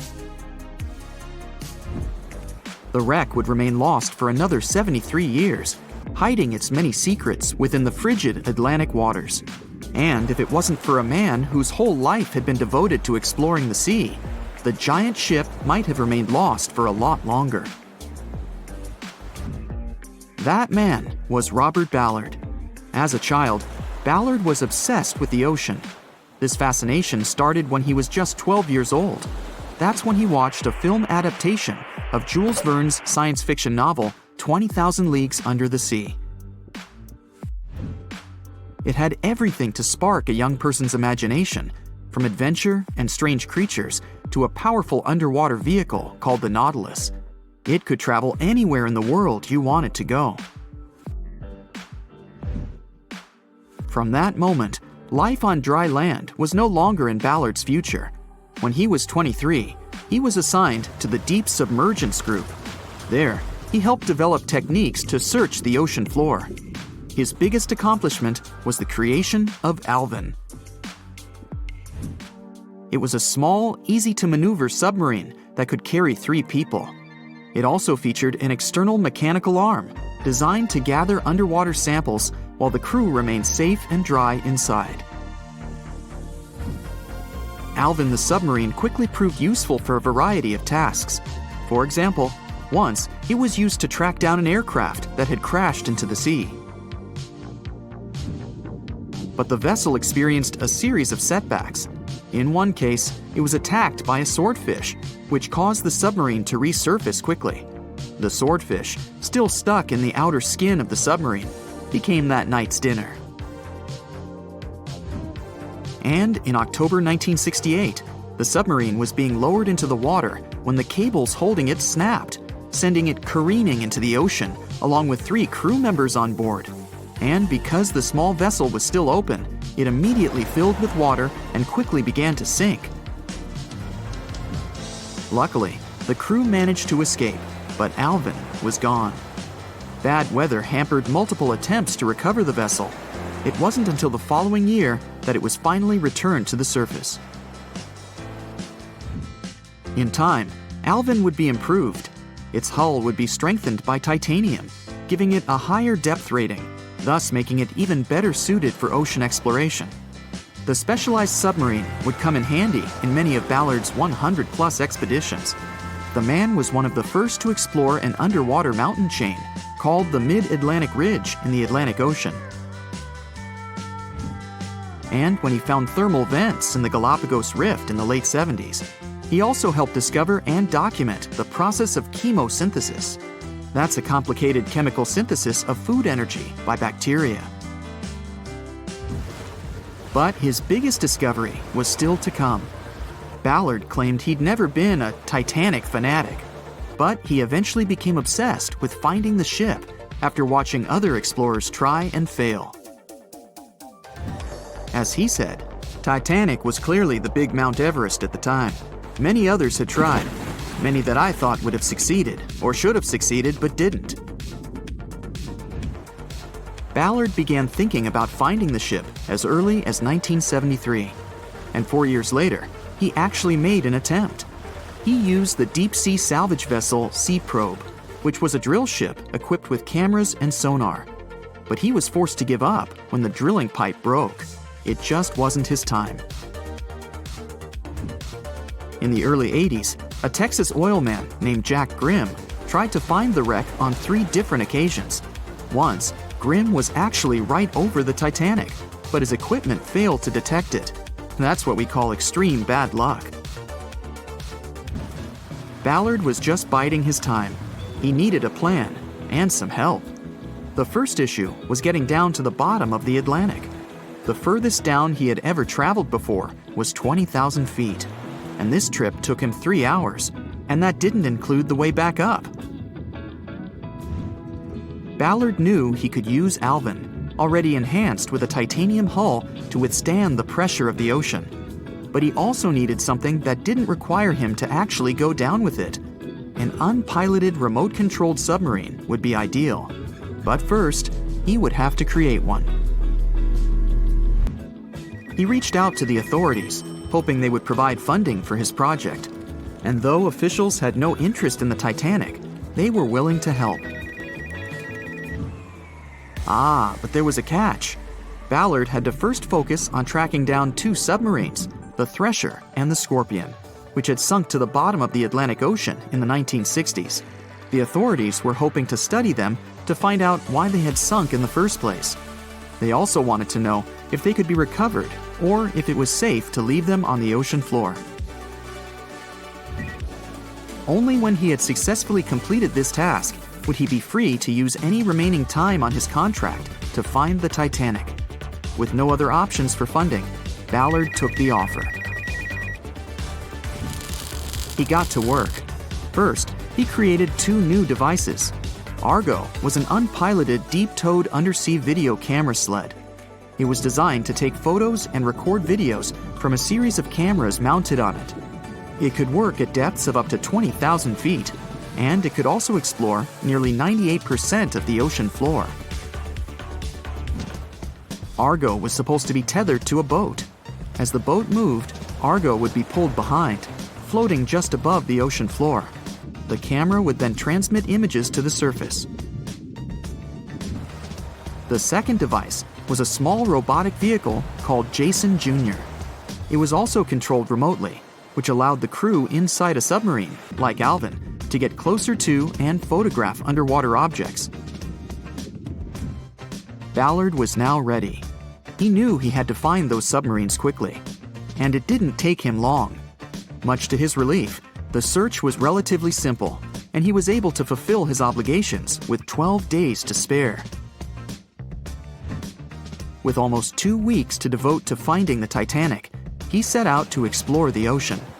He focused the search close to Newfoundland, Canada, pulling Argo along the ocean floor and reviewing the images it collected. And after a few days of nothing, they eventually found riveted hull plates and a boiler. Could this be it? The next day, a ship's large bow was revealed. On September 1st, 1985, Ballard and his fellow crew members realized they had finally found the infamous ship. The discovery resulted in a mix of emotions. Ballard was excited to be the first to find the Titanic's final resting place, but he was also overwhelmed by the sense of grief for those who had suffered when the ship had gone down. Over the next 4 days, the crew explored the wreck. They found the crow's nest, from where the iceberg had first been spotted. Plus, there was finally evidence of how the massive ship had split in two before sinking, with both halves of the ship found. There was furniture and dinnerware, and sadly, several leather shoes of those who hadn't made it to safety were scattered about the ocean floor. Ballard succeeded where others had failed and became an instant celebrity around the world. You'd think that locating the Titanic would be enough for one man, but not for Ballard. In 2019, he took on the challenge of solving another mystery, the disappearance of Amelia Earhart. Earhart had attempted to be the first woman to fly around the world. Unfortunately, she disappeared somewhere over the Pacific Ocean in 1937. She and her plane were never found. Ballard hoped that his luck with the Titanic would help with finding where Earhart had gone down, but his expedition failed to find anything. And though Robert Ballard has found more shipwrecks than anybody else, it's only the tip of the iceberg. It's estimated that there are over 3 million shipwrecks in the ocean, and Ballard has only located 100 of them. Now, in his late 70s, the man is hoping to encourage young people to continue his work of exploring the ocean and its many mysteries. In 1989, he started the Jason Learning Project to inspire grade school students to pursue science, technology, engineering, and math. He has his own research vessel called the EV Nautilus, after the name of the submarine in Jules Verne's novel. a fitting tribute to the story that inspired his career. The Royal Mail Ship, or RMS Titanic, easily the most famous steamship in history, was once the symbol of luxury and dreams that promised to come true. It took 3 years and 3,000 people to construct it. On April 10, 1912, the brand new ocean liner greeted its passengers with the smell of fresh varnish, paint, and newly sawn wood. Back then, they still used lead for the production of paint and linseed oil as a binder, so that smell must have been powerful. When it was fully operational, the giant vessel consumed around 850 tons of coal per day, and the passengers would also smell its fumes. Another odor that must have filled the Titanic's decks, at least the first-class ones, was the new scent by the famous French perfume house Guerlain. It was released earlier in the same year and quickly became a hit with the well-off ladies. The perfume that you can still buy today is a mix of violets and iris with creamy vanilla. On the dramatic evening of April 14th, when Titanic only had hours to live, the unknowing waiters were serving oysters, lamb and mint sauce, roast duck with applesauce, and other delicacies to their first-class guests. The second class was filled with the smells of curried chicken, spring lamb, and roast turkey. Third-class passengers had simple gruel and biscuits that night. At 11 p.m., as the ship got dangerously close to the iceberg, the new smell added to the mix. It was a mineral odor with metallic notes. If you have ice in your fridge, you must have noticed it takes the smell of neighboring foods. The same happens to icebergs. They take on the odors of sea animals and maintain the chemical composition of the water that they're made of. If more people had known about the meaning of this particular metallic smell, they probably still wouldn't have saved the ship, but the number of people that managed to escape to safety could have been larger. Speaking of smells, in case you've ever wondered what space smells like but aren't planning to become an astronaut anytime soon, listen up. You can try out Eau de Space, an aroma that was designed by NASA decades ago. The idea of the perfume was to help astronauts prepare for their encounters with space at all levels during their training. But hold on a second, space is a vacuum, so it technically shouldn't have any smell. Yet, astronauts who have been out there remembered it as a pleasant metallic odor, something like the smell of welding fumes or burnt gunpowder. They could smell it on their spacesuits after coming back into their spacecraft. We can also guess what other planets smell like based on what their atmospheres are made of. Venus has clouds of sulfuric acid in its atmosphere, so it must smell like rotten eggs. Mars and Uranus also smell like rotten eggs, by the way. Each of the layers of Jupiter's atmosphere is made up of different chemicals. That's why it smells different depending on where you are. Some layers would greet you with a yummy aroma of bitter almonds or marzipan, and others, closer to the top, smell like cleaning products. The remaining planets of the solar system are unlikely to have a distinctive scent because they're mostly odorless gases in their atmospheres. As for our natural satellite, the Moon, the Apollo astronauts claim that its dust smells like gunpowder. The fragrance of fresh-cut grass makes regular mowing it nearly worth it. But did you know that the grass isn't having a great time while you're doing it? In fact, it's sort of screaming for help. And because grass can't scream out loud, it expresses discomfort by releasing a mix of smelly, volatile molecules. It does it to protect itself from insects. Caterpillars and other similar creatures just love to munch on sugary plant snacks. When you mow the grass, it releases jasmonic acid, among other things. It's sort of a signal to parasitic wasps that there is a caterpillar available. These creatures deal with the grass's offenders, and it can keep growing happily ever after. From the point of view of the grass, mowing is not much different from an insect attack, so it protects itself the best way it can. The rain has an easy-to-recognize powerful smell, also known as petrichor. But where does it come from? Turns out some plants secrete oils during drought. The rocks and soil accumulate those oils compounds, and when the raindrops hit, they mix with water and release into the air. Sometimes these oils combine with chemicals produced by bacteria living in the soil. The result of this cooperation is a musky odor you can smell in the woods or in your garden when you turn over the wet soil. Ozone also adds to the smell of rain, especially after thunderstorms. It happens when a lightning bolt's electrical charge splits oxygen and nitrogen molecules in the atmosphere, and they later recombine into ozone. One theory says we enjoy the aroma of rain so much because it's imprinted in our brains. Different cultures have always associated rain with something positive, and we could have inherited that perception. Now, chocolate fans, of which I am one, this is for you. There are flowers that smell exactly like your favorite tree. It's a product of a tropical plant, after all, and since it's impossible to recreate the exact magical scent chocolate has in a perfume, you can plant some chocolate flowers, also known as the green eye lyra leaves, in your garden. These flowers look like daisies with yellow petals around a deep red center. When you pick its petals, the flower releases the delicious smell we all love so much. The leaves and branches of the plant also have the same fragrance. Now, in case I got you interested, you can find the flower in dry soils of Arizona, Texas, Colorado, and other states with similar climates. It blooms all year, and the aroma is strongest on warm days. The bear cat, also known as the biturong, does not only look super cute, but also smells like buttered popcorn. Biturongs prefer to stay alone and use their aroma to mark their territory and find potential partners when they have to. Scientists tried to figure out the secret of their unusual smell and suggested it could come from secretions from the scent glands under the animal's tail. Further research showed that the popcorn smell comes from the bear cat's urine. After the animal answers nature's call, it leaves a scent trail in the trees with its tail that often gets soaked.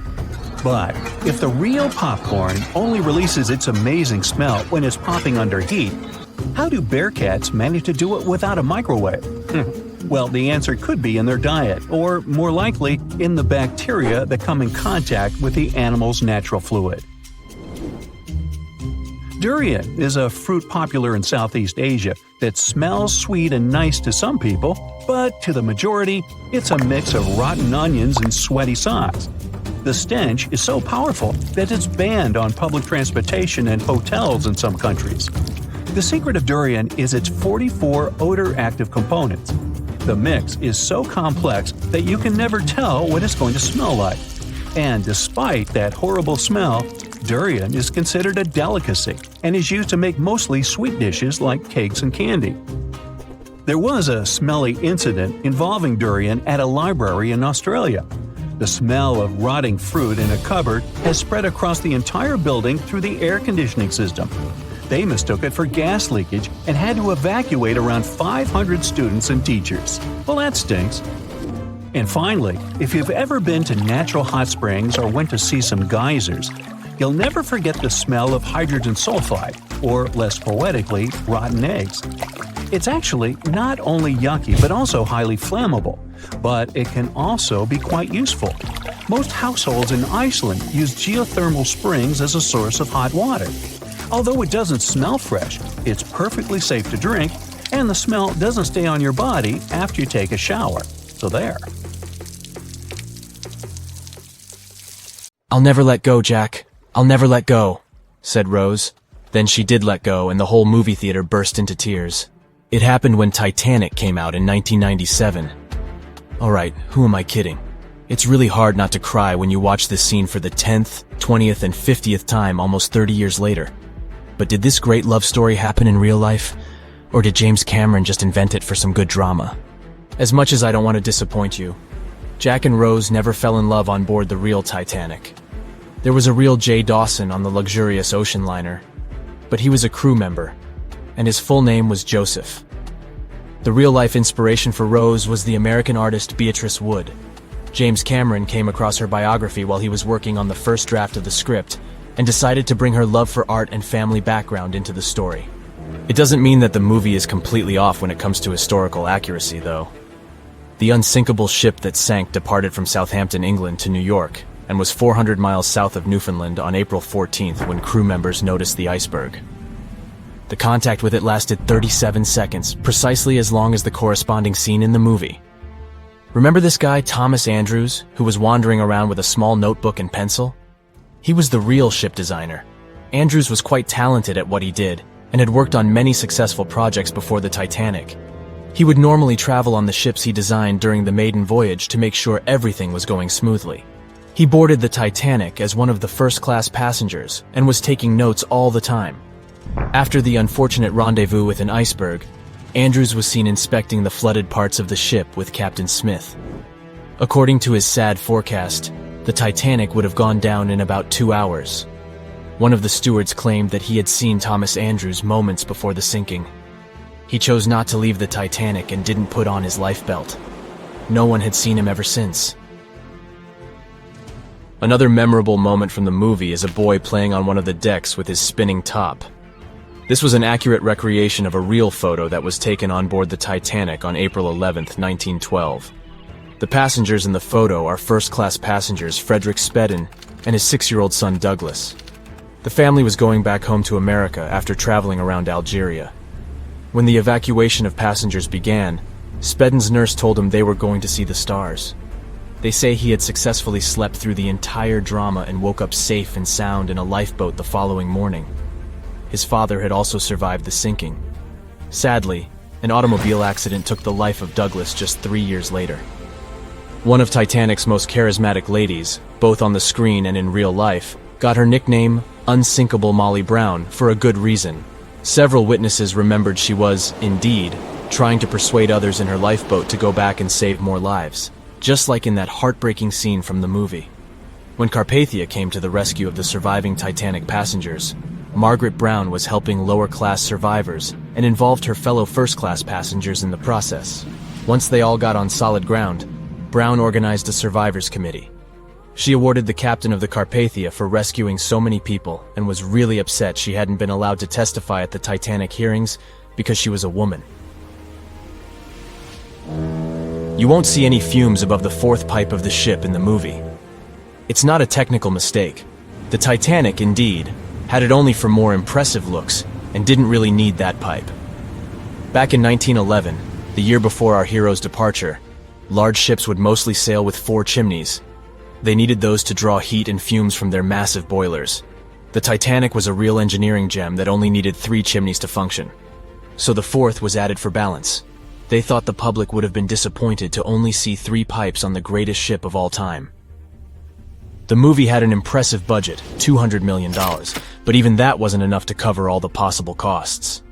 Cameron knew they had to save some money, so they built the replica of the liner only on the starboard, which means the right side. They chose this side to make things look more realistic. The wind at the filming location was moving mostly from north to south, so with the fumes going out, it looked like the liner was actually moving through the ocean. But if you remember one of the first scenes with the Titanic departing from Southampton and people waving, you'll understand why the crew had a problem with it. The real ship was docked at the port, or left side, there. They found a brilliant solution and just flipped the scene horizontally to make it look real. The letters and buttons on costumes were reversed, and actors walked in the opposite direction for everything to be changed in post-production. One of the scenes I can't watch without tears is the elderly couple holding on to each other as they go down with the Titanic. The couple who inspired this heartbreaking episode were real people, some of the richest passengers of the not-so-unsinkable ship. They were Isidore and Ida Strauss, and they owned Macy's. When news of the disaster spread, they put on life jackets and ran to the decks along with others. Ida stepped onto the lifeboat, but Isidore refused to do so before all the ladies and little ones were there. Ida didn't want to leave her husband. She climbed out of the lifeboat and handed her mink coat to her maid, saying she would no longer need it. Isidore wrapped his arms around Ida, and they remained on the bridge of the ship until a huge wave swept them both into the sea. So the bed scene wasn't that accurate, and James Cameron later admitted he had taken some license as a director. You know this guy who was drinking from a flask next to the main characters as the ship was going down? His name was Charles Jugan from England, and he was in charge of 10 bakers, 2 confectioners, and a Vienna baker aboard.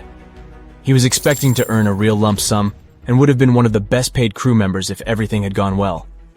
The night the iceberg hit, Johan was off duty, taking a rest in his bunk. He immediately woke up and sent his bakers to deliver bread to lifeboats. He then returned to his room for a drink. Once he came back on the deck, he helped others get in his assigned lifeboat. There was no more room for Charles inside, so he ended up on the outside of the rails of the ship. Finally, when the Titanic submerged, he just swam away, and as the sun rose again, he found one of the lifeboats and was rescued by Carpathia. The contents of the flask must have helped him survive. The well-dressed man who decided to stay on the Titanic forever was American businessman Benjamin Guggenheim. That last name probably sounds familiar. And yes, he was from that famous family. Guggenheim was traveling with his valet, his significant other, a singer from France called Leontine, her maid, and their chauffeur. They all boarded the Titanic in France during one of the short stops it made after leaving Southampton. When disaster struck, Benjamin was helping the ladies get in their lifeboat. He reportedly said they were only saying goodbye till the next day. He was sure the ship would be quickly repaired. After helping many women and youngsters get in the boats, Guggenheim chose not to fight over the remaining seats. He and his valet returned from the decks to their first-class suite and put on their finest suits to go down like gentlemen. Everyone knows the story of the Titanic, but not many people know that Titanic had two sister ships, and that on the night of its sinking, one of them was rushing to help but didn't make it in time. Bad luck seemed to follow the trio of ships, but each one of them had glorious moments that live in the minds of those who sailed in them. Keep on watching to discover a story of awe, ingenuity, and ill fate. And don't forget to click the subscribe button and turn notifications on to join us on the bright side of life. You know how the iceberg hit the Titanic, how the band played to the end, and how the whole tragedy unfolded, but before it happened, it would have seemed an impossibility for such a ship to meet the end it did. None of that could have been foreseen by White Star Line, the company who built the Titanic, who had high hopes for what the unsinkable ship and its sister ships, the Britannic and the Olympic, would accomplish. The Olympic was the first of the trio to make sail on June 11, 1911, heading towards New York. The sheer size of it would wow the crowds. The Olympic's maiden voyage went without incident, and a crowd of 8,000 people in New York got to explore its luxurious accommodations while it was docked there. There were high expectations for the massive ship, but just around 2 months later, the Olympic crashed with the HMS Hawke. The Hawke got the brunt of the damage, as the bow was left flat as a pancake. After the crash, the Olympic made its way slowly back to Belfast, where the Titanic was being constructed. On the dock, people could see the two enormous ships side by side, as parts of the Titanic were used to put the Olympic back in shape. A rare sight to behold. And on April 14, 1912, the Titanic hit an iceberg, and minutes later, the crew radioed nearby ships for help. That night, the Olympic was returning from New York when it received the distress signal. The ship turned around and rushed at full speed towards the Titanic, but they were so far away that they would have arrived next night. At some point during the early hours of April 15, 1912, the crew of the Olympic decided they wouldn't make it in time and stopped course. The survivors of the Titanic were eventually rescued by the Carpathia. Olympic was set up with lifeboats for all crew and passengers after the Titanic sank. It went from having 20 lifeboats to 64. Changes were also made to the watertight bulkheads, and an extra hull to construct a type of double hull was installed. It was determined that a double hull would have kept the Titanic from sinking. For several years, Olympic was used in the war effort against Germany. Throughout the years, Olympic carried over 200,000 passengers, which included thousands of Americans fleeing from Europe and troops battling during World War I. One of the most significant moments for this ship was when it struck a German submarine and sank it. It was discovered that the submarine was preparing to fire a torpedo on the Olympic before Olympic rammed it. The Olympic ended up sailing the seas for 3 decades, which earned her the nickname of the Old Reliable, despite some previous accidents. It went on to help the survivors on the HMS Audacious when it was sinking, and do what it couldn't for its sister, Titanic. Eventually, bad luck caught up with the Olympic. The ship crashed with the Nantucket Lightship, and the crash signaled the beginning of the end. Beaten up, and after years of service, the Olympic was demolished and scrapped for parts. The Old Reliable saw many years of service and thousands of passengers, but the Britannic's journey was shorter-lived.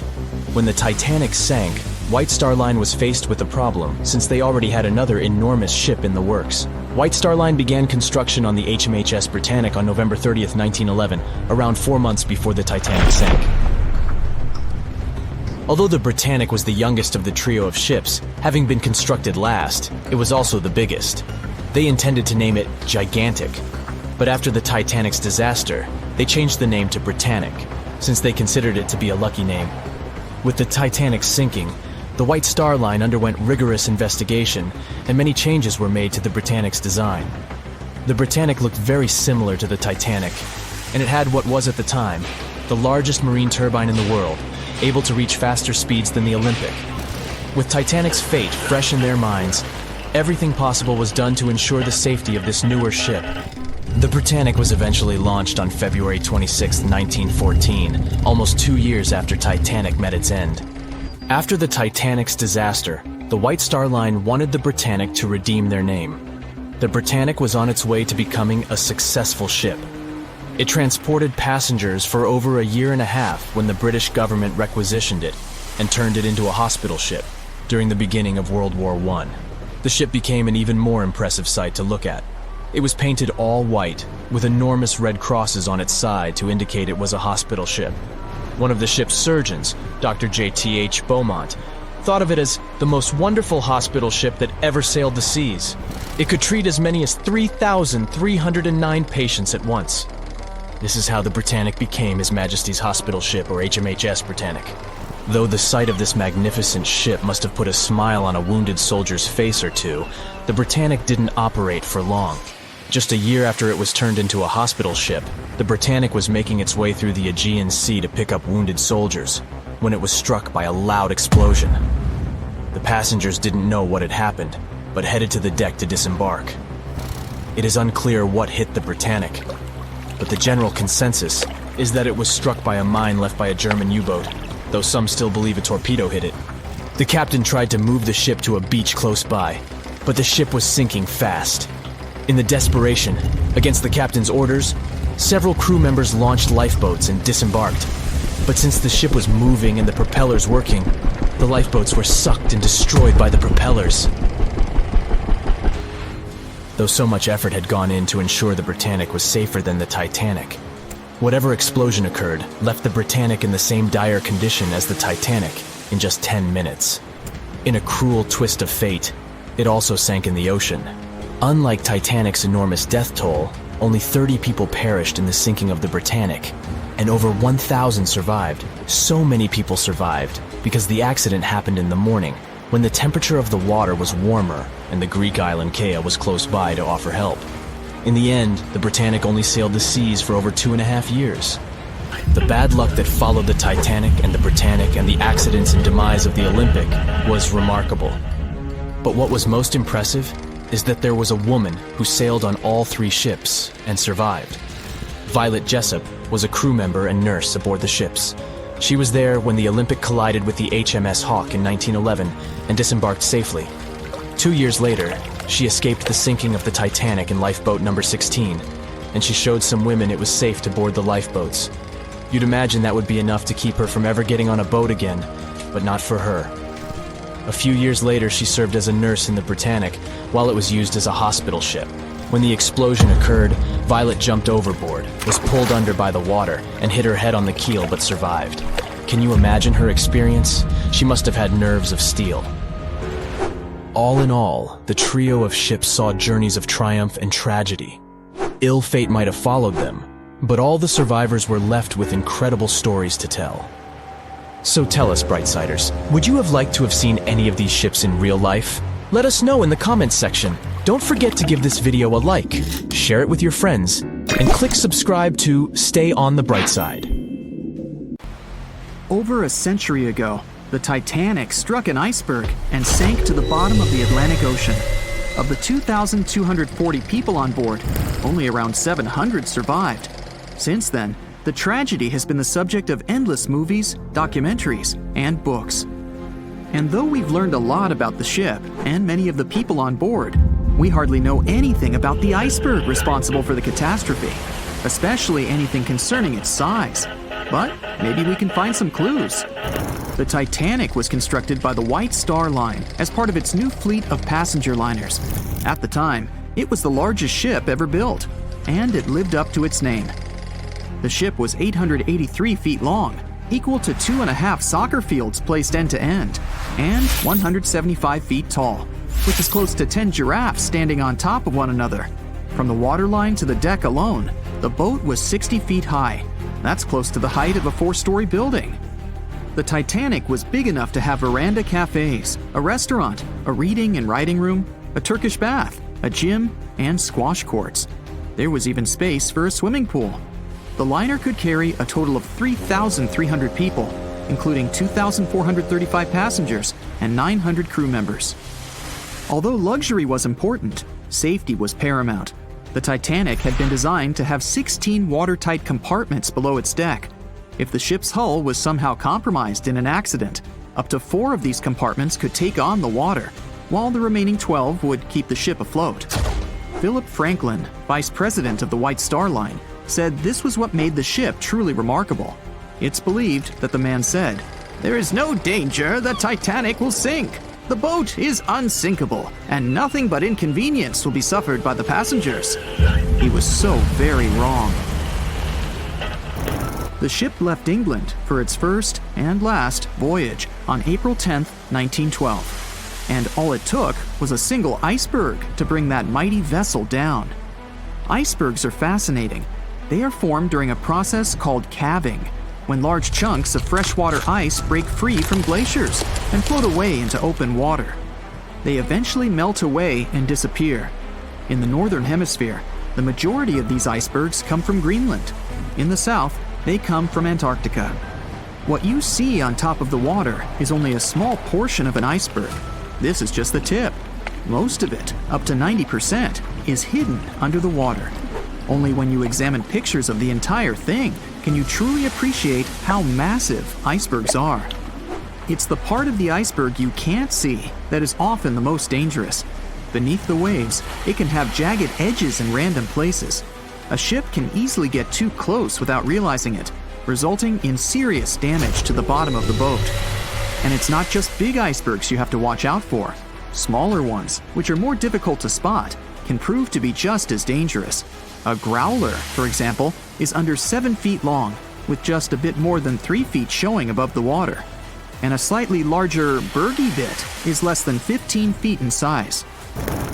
The dangers of icebergs were well known when the Titanic set sail. In 1901, the Islander was traveling through the inside passage to Alaska. It collided with an iceberg and sank immediately. Luckily, 138 of the 178 people on board made it to safety. Back then, there wasn't any special equipment for detecting icebergs. The best tool was your eyes. From a special vantage point above the ship called the crow's nest, 2 members of the crew had to stare out over the ocean and watch for potential hazards. The crow's nest was located at the front of the ship, 49 feet above the deck. It was attached to the mast. From this height, a person had a good view of the ocean. If they saw anything suspicious, they could ring a large bell to sound the alarm. After that, they could call from a special telephone to warn the captain of any danger. But imagine what a horrible job this would have been, especially on the night the Titanic sank. The crow's nest wasn't a warm and cozy room surrounded by windows. Instead, it was a large open tub exposed to the elements.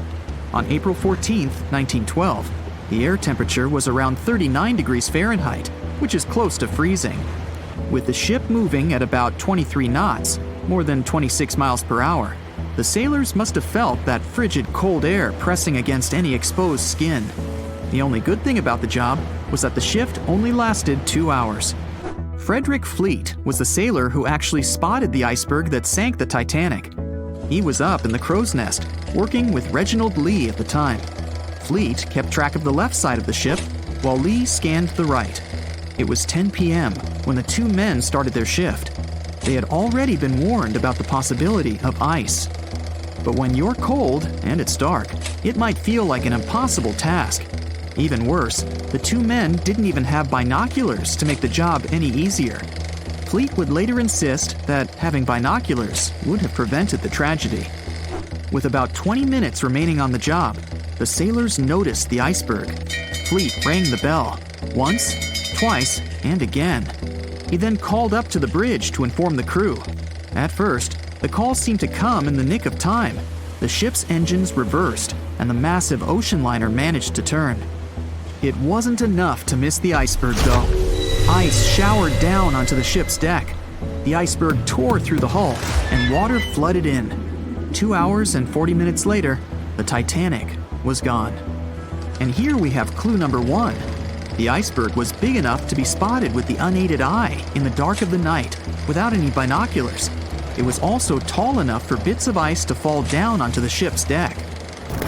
Since this all took place long before social media and smartphones, nobody on board would have been taking photos or videos at the time.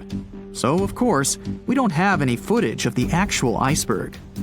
But there are photos of the possible iceberg from later that day. The SS Prinz Adalbert was sailing near the area on the morning of April 15, 1912. The steward on the ship had not yet heard about what had happened to the Titanic. But when he spotted an iceberg floating by, he was compelled to photograph it. Why? There was a line of red paint along the bottom of the iceberg, indicating that it had likely collided with a ship sometime within the previous 12 hours. A second photo was taken from a ship called the Minia, which was sent into the area to look for debris from the collision. Captain de Carteret said that among the wreckage, he had seen only one iceberg. He also noticed a streak of red paint on it. From the photos and witness accounts, newspaper reports estimated the iceberg to be 50 to 100 feet high and 200 to 400 feet long. That's clue number 2. The iceberg that hit the Titanic probably started its ocean journey from Greenland's coast, heading past the Baffin Bay to the Davis Strait. From here, it must have slipped through the Labrador Sea and finally reached the Atlantic. And that, in itself, is pretty impressive. The glaciers in Greenland create between 15,000 to 30,000 icebergs each year. Some small, some big. Of these, a mere 1% will actually make it to the Atlantic. The others simply melt along the way. We know that the temperature of the Atlantic Ocean, where the sinking took place, was around 28 degrees Fahrenheit. That's below freezing. For humans, this could cause frostbite or hypothermia. But that temperature is actually warm for an iceberg. Most would only last 2 to 3 years in the North Atlantic, slowly melting into the warmer water. Based on this, it's likely that the Titanic's iceberg left Greenland in 1910 or 1911 and was fully melted by late 1912 or 1913. But since it did make it to the Atlantic and managed to cause significant damage to the ship, we have clue number 3. We will never know for certain the size of the iceberg from that day, but we do know that it definitely wasn't a growler or a bergy bit. Both those types of icebergs are much too small. And if the ice was indeed scattered across the deck during the collision, the iceberg must have been a little taller than 60 feet. The newspaper estimates are probably as close as we're going to get. The iceberg that took down the Titanic was indeed a formidable one. And icebergs are still a threat. As recently as 2007, the cruise ship Explorer struck one and sank in Antarctica's Weddell Sea. Luckily, everybody survived. The International Ice Patrol was created in 1914 following the Titanic's sinking. The organization is still in operation today, made up of representatives from several countries. Using airplanes and radar, the patrol locates and tracks larger icebergs, making the information available to anyone who needs it and preventing more ocean tragedies in the process. No one could ever have imagined that the unsinkable Titanic would collide with an iceberg, except for one man, William Thomas Stead. Well, not directly, of course. It's not like he jolted out of bed one day, envisioning the fall of the Titanic. Rather, he wrote an empowering short story called How the Mail Steamer Went Down in Mid-Atlantic by a Survivor on March 3, 1886, 26 years before Titanic sank. Okay, let's do a super quick recap. Titanic was traveling from Southampton to New York in April 1912 in the North Atlantic. The ship hit an iceberg, and less than 3 hours later, it was completely underwater. Out of 2,208 people on board, just 706 survived due to the limited number of lifeboats and icy cold water. Another passenger ship, Carpathia, heard the distress call, picked up the survivors, and brought them safely to New York. The short story William Stead wrote was about Thomas, a British sailor, who got on a passenger liner bound for the U.S. At one point, the protagonist realized there weren't enough lifeboats for everyone on board the ship in case something happened. A couple of days later, heavy fog covered everything in sight. Luck was not on the liner's side, and it collided with a stray ship, just like Titanic struck an iceberg. Only 200 out of the 916 people made it safely to the U.S. The main character managed to survive by jumping into the water and climbing into one of the lifeboats. Now, you'd think that the story riled up everyone in the industry to add extra lifeboats on ships. But sadly, it received very little attention when it was published. Even more tragically, William Thomas Stead was on Titanic when it sank, and he didn't make it.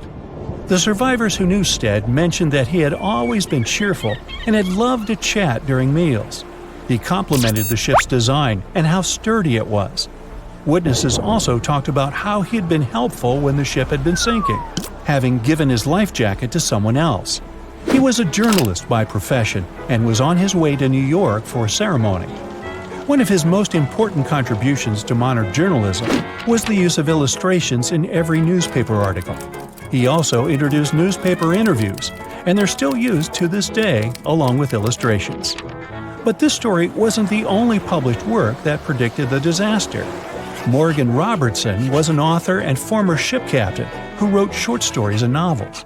His most notable novella is The Wreck of the Titan. It's also known as Futility. The book was written in 1898, 14 years before Titanic. It was a fictional story about the Titan, an ocean liner similar to Titanic, which was crossing the North Atlantic. It's also a coincidence that Titan was just as fast as Titanic and shared many other similarities, like size and design.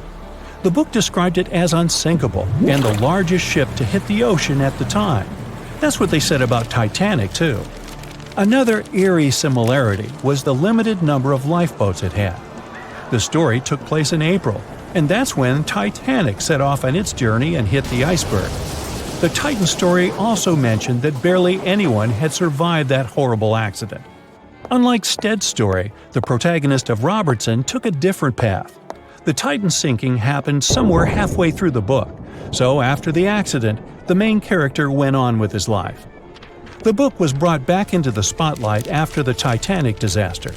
How could someone describe the events that took place almost a decade later so accurately? Many started to believe Robertson could see the future. But the reality was that Robertson knew his way around a ship. It was easy for him to write down the nitty-gritty of things without doing more research. Realistically, one of the biggest threats for ships at that time was hitting an iceberg or colliding with other ships. The next story sounds somewhat mysterious.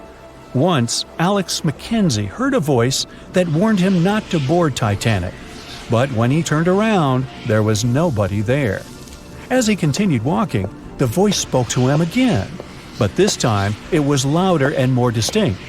He took the warning seriously and decided to cancel the trip and go back to Glasgow, Scotland, his hometown. His grandparents weren't too happy to find him back home instead of on Titanic. After all, the ticket was very expensive.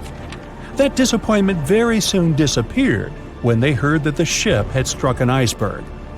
John Coffey was a member of the crew of Titanic, but he decided to ditch the ride when the ship stopped at his hometown in Queenstown, Ireland. His inner voice told him to get off the liner, and he did. He was only 23 at the time, and for someone his age, it could be a major career boost and an opportunity to grow. Despite the horrible tragedy, the guy signed to work with the RMS Mauritania just months after the Titanic sinking. Talk about commitment. Some added info was revealed about what may have contributed to the fall of Titanic. The constructors insisted that the ship was unsinkable, but many people later theorized that the vessel's steel plates had been too frail for the freezing Atlantic water. It may have caused the rivets to pop, allowing ocean water to seep inside. Another theory is that there may have been a fire in the hull of the Titanic that had been raging for 3 weeks before the voyage. The fire softened the steel, allowing the iceberg to cut through it like a hot knife through butter. Some pictures before the ship set off on its journey show black marks on the hull, which could have been caused by fire. Either way, the iceberg would have caused significant damage in any case, no matter if there was a fire or not. Some people also blame those who designed the Titanic. The ship was built with large joints at the bottom, which probably snapped easily during the collision. Of course, these are all theories, but we know for a fact that the iceberg was the main character of this drama, and that the works of Stead and Robertson should have been taken seriously. Either way, this should be a lesson for the future, helping to prevent similar tragic accidents. By the way, ocean liners and passenger ships wouldn't exist if it hadn't been for Thomas Newcomen. In 1712, he invented a steam engine that was so strong it could produce enough energy to power a ship. And a century later, in 1819, the first steamship traveled across the Atlantic Ocean to Liverpool, UK. It only took the vessel 29 days to cross the ocean. The passenger ship industry boomed in the early 1900s when it became easier for people to move to America or go on holidays. As decades rolled by, the use of aircraft stole the spotlight from passenger ships since planes were faster and more efficient. Nowadays, it's quite rare for a passenger ship to collide with anything in open water. Modern technologies can detect anything that can pose a threat and even predict stormy weather. Cruise ships these days are giants compared to the vessels of Titanic's era. Modern ships can carry almost twice the number of passengers and have amenities folks back then could only dream of. Most cruise ships these days have several restaurants to choose from, multiple swimming pools, and game rooms to catch a break. If you're in the mood for some fun, you can watch live performances. Don't forget about the helicopter pad, because why not? Don't worry if you start feeling unwell. The in-house doctors are always there to help any passenger in need. And these ships are only going to get bigger. Putting Titanic and a modern cruise ship side by side is like comparing a Corgi to a Doberman. Back then, Titanic was the biggest and most cutting-edge vessel anyone could dream of. So, who knows what the future of cruise ships can hold? We might even have entire cities floating around. That would be a really big boat.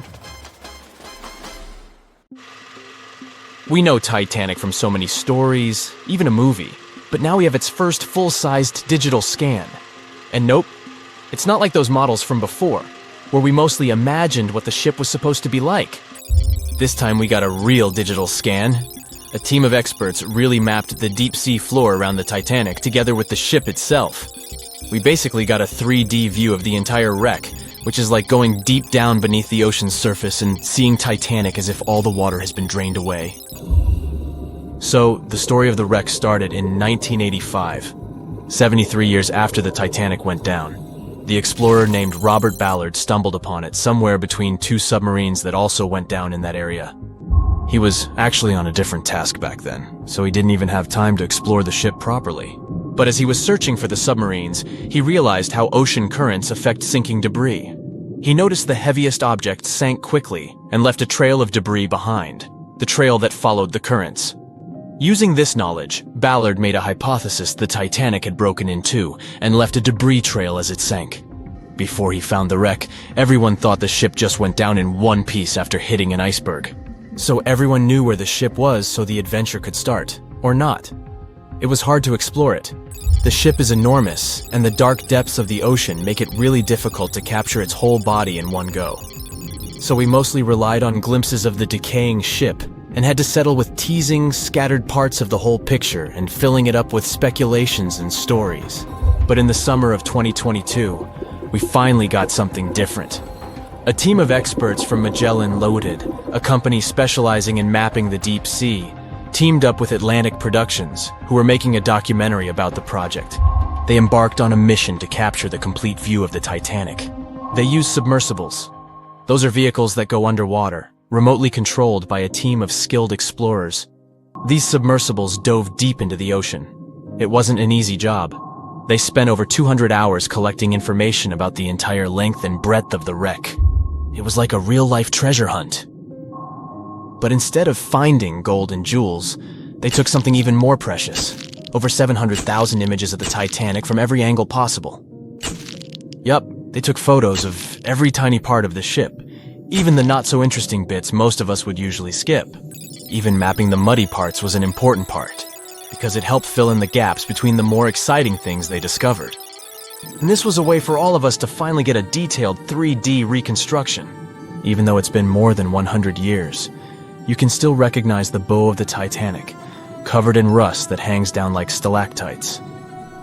On top of the bow is the boat deck, where a big hole gives us a glimpse into the empty space where the grand staircase once stood, like a window into the ship's glamorous past. Its stern is now a wild mess of twisted metal. As the Titanic went down, this part collapsed and spiraled into the seabed. The bow and the stern ended up separated by about 2,600 feet. There's a vast field of debris surrounding this giant, stuck on the seafloor. This debris is like a scattered treasure trove, full of intricate metalwork from the ship, statues, and even unopened champagne bottles. There are also personal belongings that went down together with the ship, like dozens of shoes resting across the seafloor. It was a tough task to do, go down and take all those pictures. It may not sound that hard at first, considering it was the vehicle that really immersed itself into such deep parts of the ocean, not the people. But studying the ocean is hard. We haven't explored, mapped, or even seen over 80% of it. The conditions are harsh, and the pressure becomes more intense the deeper you go. And their vehicle had to dive down to nearly 13,120 feet below the surface. That's like 12 Eiffel Towers stacked on top of each other. Plus, you have strong currents in that area, so it was probably like trying to navigate through a watery maze. And submersibles weren't supposed to touch anything. Even the slightest wrong step can damage the wreck that was already so fragile. It seems like the Titanic is frozen in time, so it will always be there waiting for us. But in reality, it's slowly disappearing. It's pretty obvious that the ocean water ruined it considering how long it has been down there. But it's not just that. The wreck itself has become a home for a specific type of bacteria Halomonas titanicae that even got named after the famous ship. These bacteria have a special ability. They can survive inside rusty formations known as rusticles. They kind of look like icicles, those spikes of ice that form when water falls from something and freezes. These bacteria have a taste for iron, which is abundant in the ship's hull. For them, it's like a real buffet down there. And as time goes by, these bacteria will keep eating away at the iron in the ship, bit by bit, until one day the feast comes to an end and the whole ship is gone. It's like a slow but steady recycling process. So this 3D model we got because of the hardworking team and technology comes at the best time because we never know how much time we have left with exploring the famous wreck. This time we might even understand the collision with the iceberg better. You know how movies always show the Titanic hitting the iceberg on its right side? Well, we can't even be certain about that. The scans could help us figure out if the ship actually grounded on the iceberg, like getting stuck on it. We can study the stern and analyze how the Titanic struck the seafloor. That will also help us understand what really happened during the sinking. Maybe we'll get a chance to discover if there was really a strong fire that sealed the fate of the Titanic. One theory says that the coal fire had been raging for a whole 3 weeks before the ship even took its first and last trip. And this could have made its hull weaker, which means most of the work was done. The iceberg just delivered the final blow. If there even was an iceberg, as some people wonder. There's an alternative theory they suggested where the Titanic may have actually hit a hidden mass of pack ice instead of a typical iceberg. Pack ice is made up of large sheets of ice that float near the ocean's surface and can be difficult to spot. They believe this pack ice might have drifted into the Atlantic from the Arctic Ocean. According to one professional mariner, Captain L.M. Collins, that stands up with that idea. If the Titanic had struck a regular iceberg, the ship would have sunk much more quickly than it did. And since the Titanic managed to stay on the surface for a relatively long period of time, less than 3 hours, maybe this was a different type of collision. The mariner also said there are differences in what people said they saw when the Titanic sank. He thinks these differences might be because of optical illusions. In this case, when people were looking at the ocean that night, The way the light was reflecting and the conditions at sea might have made things appear closer or distorted. So when they saw something in the water, it might not have been exactly what they thought it was. Whether it was an iceberg or something else.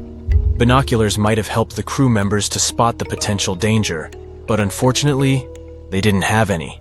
It appears they were locked inside a cabinet, and no one knew where the key was.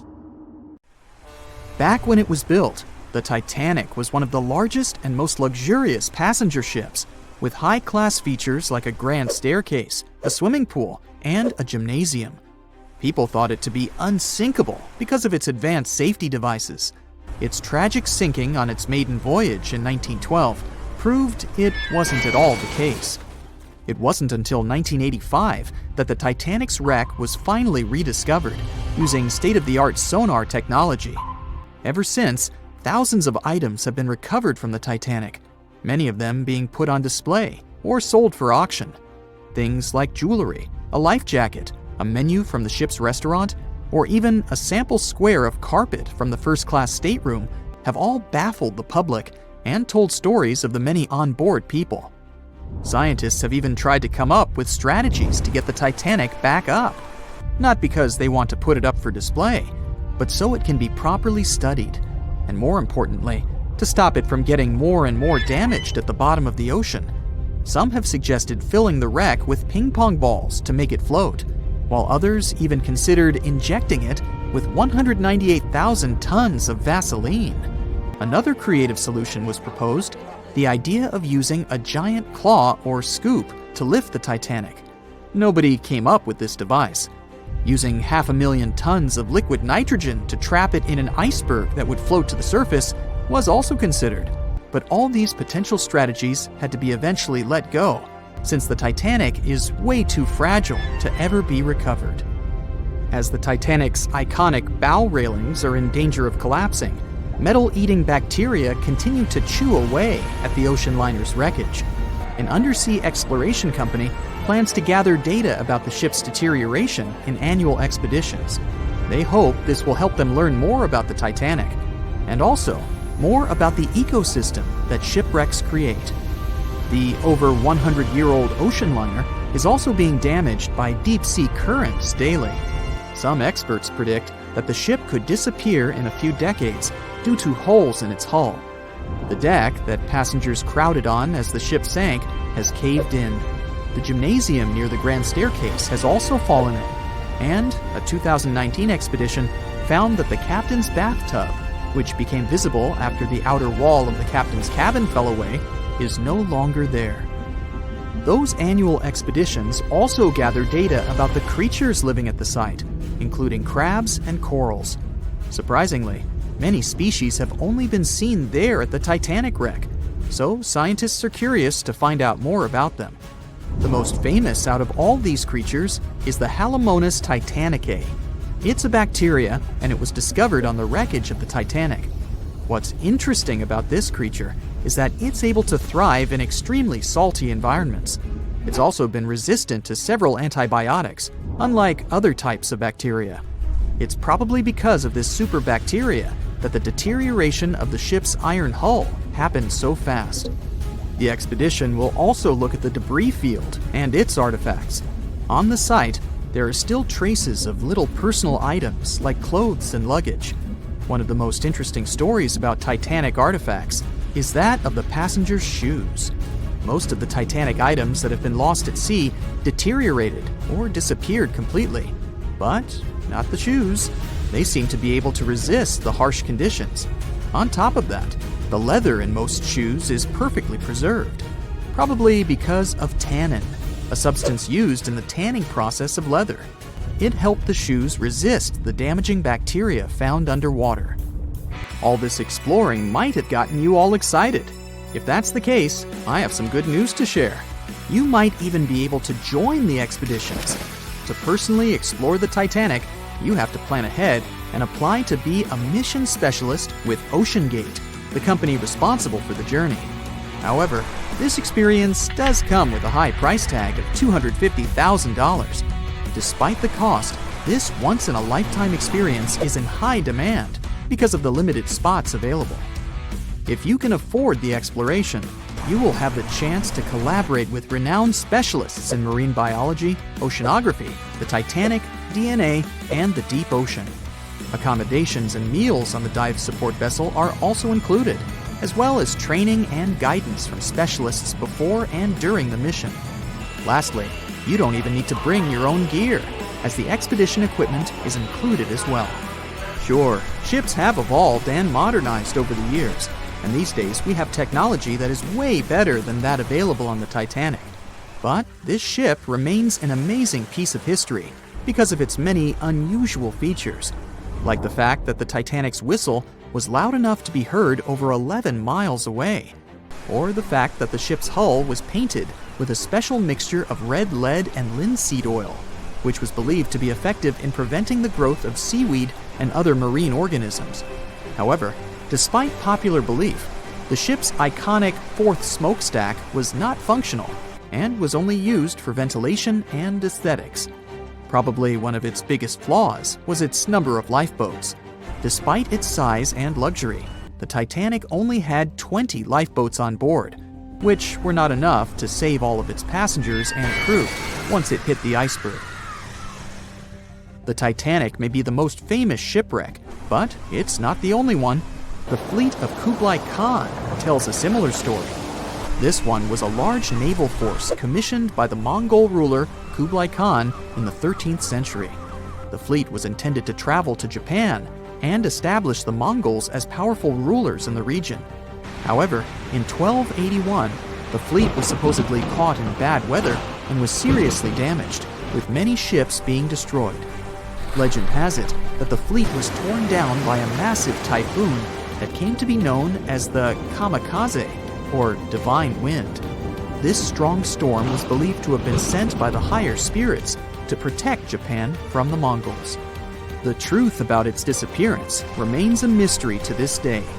However, the wreckage of the fleet, or parts of it, appears to have been discovered in the 1980s by Asian archaeologists. They dug across the site and studied the remains of the ships at a location near Imari Bay. The shipwreck is, to this day, considered to be an important archaeological discovery. That's because it informed us how well prepared the Mongols were back in the day in terms of their ships. Another tragic story is that of the RMS Empress of Ireland. This was a British passenger ship that operated until May of 1914. This is when the ship was sailing from Quebec City to Liverpool, but it ran into the Norwegian collier SS Storstad in the fog off the coast of Rimouski, Quebec.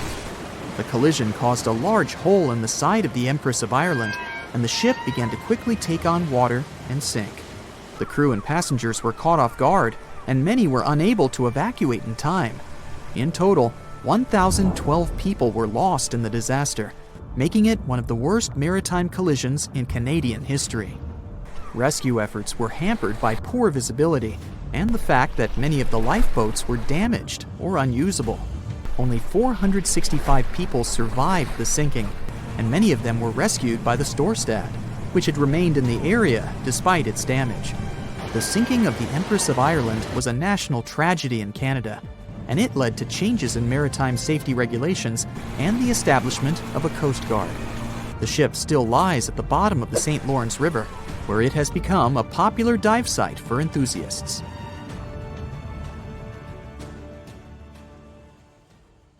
Titanic sank on April 14, 1912, and all of the passengers' belongings and ship's paraphernalia went down into the deep, dark waters with it. These objects patiently waited to be discovered until 1985. Titanic sank fast, and there seemed to be almost nothing left from the ship. Yet divers in small submarines managed to retrieve plenty of artifacts from the wreckage. If you wonder what those surprising items look like, hey, join me. A number of museums have collections of Titanic items rescued by divers or donated by survivors and their relatives. And some of those items are even sold at auction. So if you're ready to spend a pretty penny on an exclusive artifact, hey, why not? The first artifact on my list is a pocket watch belonging to a Titanic passenger, John Chapman. John and his wife Elizabeth were on their honeymoon. When the ship hit the iceberg, Elizabeth was offered a seat on a lifeboat next to her friend Emily Richards. There was a problem, though. Mr. Chapman couldn't enter the lifeboat. Elizabeth turned to her friend Emily and said, "Farewell. If John can't go, I won't go either." Now, that's what I call true love. After a short time, the ship went under. If we step back and return to Chapman's pocket watch, we'll notice one more heartbreaking detail. Experts believe the watch stopped around the time the ship finally submerged. Do you remember the iconic scene in the Titanic movie where the ship's band continued to play while the ship was sinking? The violin, played by the real musician, was sold in an auction for $1.7 million in 2013. They say the band played "Nearer My God to Thee" as the ocean liner sank. Since we started talking about the band, we might as well shed light on a piece of music found on the ship. It was the song "Put Your Arms Around Me, Honey." Considering the fact that paper gets ruined almost instantly when it meets with water, it's a miracle to see those documents.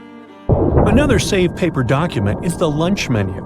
The first-class passengers wore their beautiful dresses and enjoyed their meals without knowing that it was their last lunch. This unique item was auctioned for $122,000. Meals were offered based on class. For instance, a first-class passenger would eat roasted turkey with cranberry sauce, spring lamb, or baked haddock. In comparison, a third-class lunch consists of stuff like rice soup, fresh bread, roast beef, and brown gravy. There were also cabin biscuits, which the passengers would eat to diminish seasickness. It wasn't just the menu. A VIP ticket was also retrieved. The ticket number is still readable, 1342. Number 5 is Edwardian perfume samples. A chemist named Adolf Saalfeld stepped onto the Titanic with various perfume bottle samples. Why did he bring these samples with him? Well, Saalfeld planned to open a fragrance store in America. 61 vials of perfume sank with the ship. Luckily, their owner managed to survive and get there safely, but his samples sank and were only rediscovered some time ago by the divers. When we accidentally drop a plate, it usually shatters into pieces. Now, there's a question. Do you think an unbroken plate can be recovered from Titanic? The answer is yes. Original White Star tableware is proof.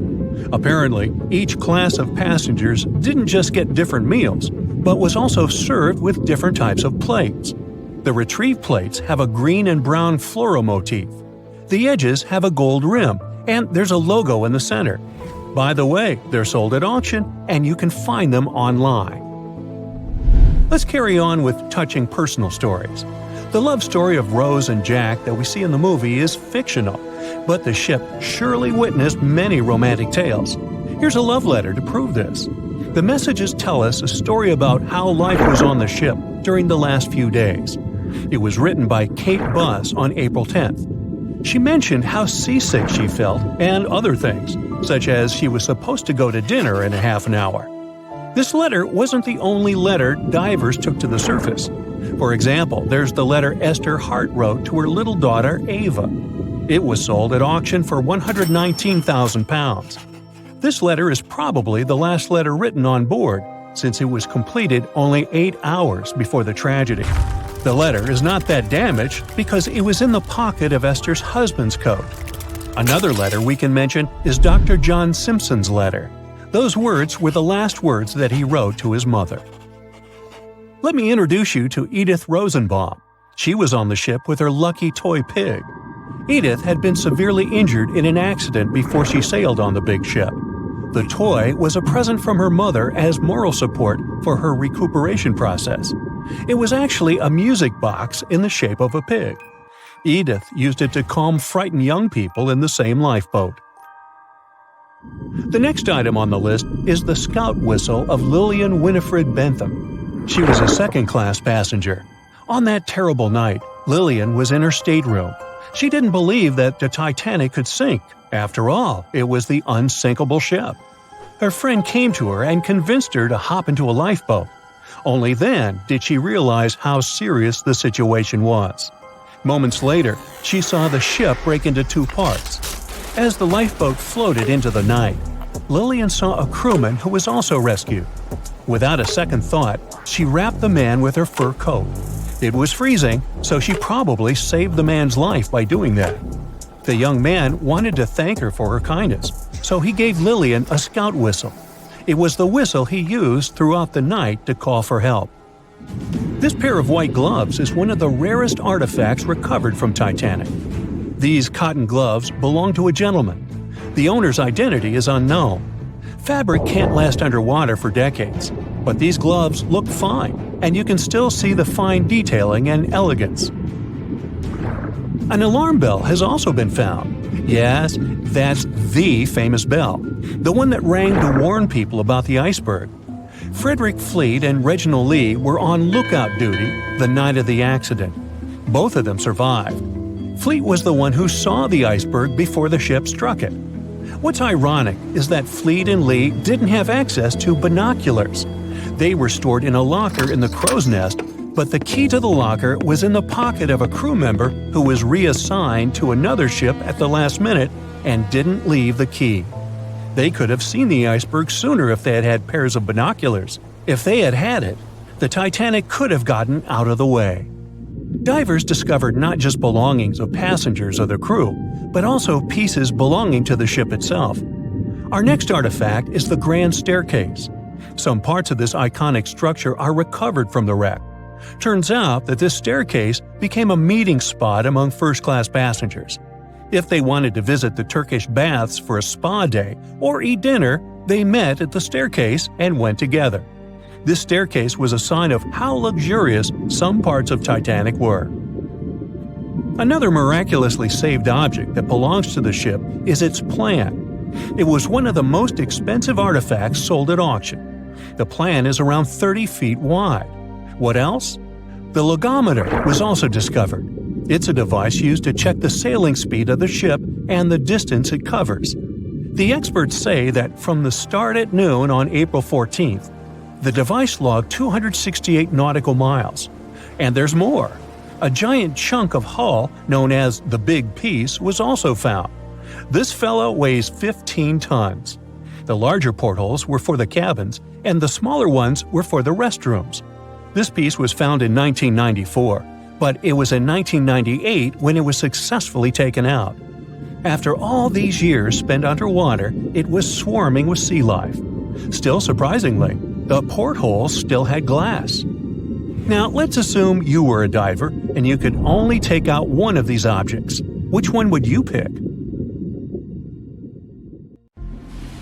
Have you ever wondered how much of the Titanic is left these days? Now, if you haven't been living under a rock, you probably know that it's been over 100 years since the world's most famous ship turned into a wreck. The RMS Titanic, the world's largest sea liner from the beginning of the 1900s, sank during its maiden voyage, just a few days after leaving port. The ship struck an iceberg on April 14, 1912, taking down over 1,500 passengers of more than 2,200 who were on board the liner at that time. As shocking as this may sound, the Titanic took over 3 years to be built and only 3 hours to sink. And if it were today, the ship would have cost over $210 million to be made. It was last seen on the surface of the Atlantic at 2:20 a.m., and for many decades, that was the last time people saw it. It wasn't until 1985 that the whereabouts of the ship were discovered by oceanographer Robert Ballard, and some parts of the Titanic became visible once again. One of the first discoveries made by Ballard's expedition was that the ship was indeed torn in half before sinking. The early exploratory missions to the part of the ocean floor where the Titanic now lies could only see the hull and the deck of the ship. According to Ballard, the main purpose of these missions was to understand how to preserve the ruins from deteriorating. Another goal was to recover the huge number of personal items scattered along the seabed. The explorer later said the view down there was as shocking as it was emotional. In the field of debris around the wreck, the oceanographer discovered plenty of small objects and personal belongings, many of which he brought back to the surface. There were shoes, some fancier than others. There were pieces of clothing that belonged to crew members. And there were huge propellers. If on the surface they gleamed and shined, on the ocean floor they were embedded and devoured by sand. Ballard pointed out that the area where kitchenware was scattered measured more than a mile in length. There were enough plates, pots, and pans to fill up an entire industrial kitchen. For the first time ever, 3D animation footage reveals exciting images. The simulations show the Titanic's evolution from when she first set sail in 1912 until the state of her ruins today. But simulations weren't enough for deep-sea explorer James Cameron, who envisioned traveling to the heart of the wreck for the first time ever in the history of the ship. Yep, the same James Cameron who happens to be the director of a very famous movie about the ship. He has now dived 33 times to visit the wreck of the Titanic. Here's some fun trivia for you. The director says that his true passion has always been the ocean, and that ever since he was a kid, he wanted to study the sea. Directing, let's say, just happened to be his day job. And when the possibility of directing Titanic appeared, he said yes, just so that he could go and check out the ruins of the ship in real life. Now back to the wreck. According to James Cameron, it wasn't enough for researchers to access only the exterior of the ship. They needed to go inside, analyze and photograph what was left of the pompous interiors of the world's once biggest sea liner. Cameron piloted an innovative robot vehicle equipped with cameras. It helped the man to reveal spaces in the Titanic that no one had ever seen before since the ship touched the bottom. Turkish baths, for instance, still had their tiled walls standing up almost in all their entirety. These baths were exclusively for first-class passengers. They were located right next to the swimming bath and the third-class dining room, and were designed in the Moorish style. People resting there could get heating blankets and ask waiters to bring them anything they needed. If the pictures from before the disaster were astonishing, they carry a different kind of wow factor now, when everything you see in them is hidden underneath the surface of the water. Another shocking discovery was the ship's mast. If we look at the Titanic in its pre-sinking glory, the mast calls much of one's attention. Located on the bow of the huge ship, the mast held together the transmission cables for the Marconi system, a system of wireless telegraphy. That's also where the British merchant flag the Titanic flew was located. The mast stood at the height of a bit more than 100 feet and was equipped with a crow's nest. Nowadays, the mast is unrecognizable. Attacked by corrosion, it collapsed. The crow's nest broke apart too. Now we can see why the modern-day Titanic is a real treasure for deep-sea explorers. But as the wreck of the ship lies at an approximate depth of 12,500 feet, sunlight is non-existent there. So, piloted missions depend on high-end technological equipment to survey the area. Why do you think the Titanic went missing from the public eye for over 70 years? Well, because at that time, technology wasn't advanced enough for people to go down there, as well as bring back good footage of the wreck. Filmmakers were the ones who drove this technology to its advance by trying to film underwater. They began by building boxes to put their cameras inside.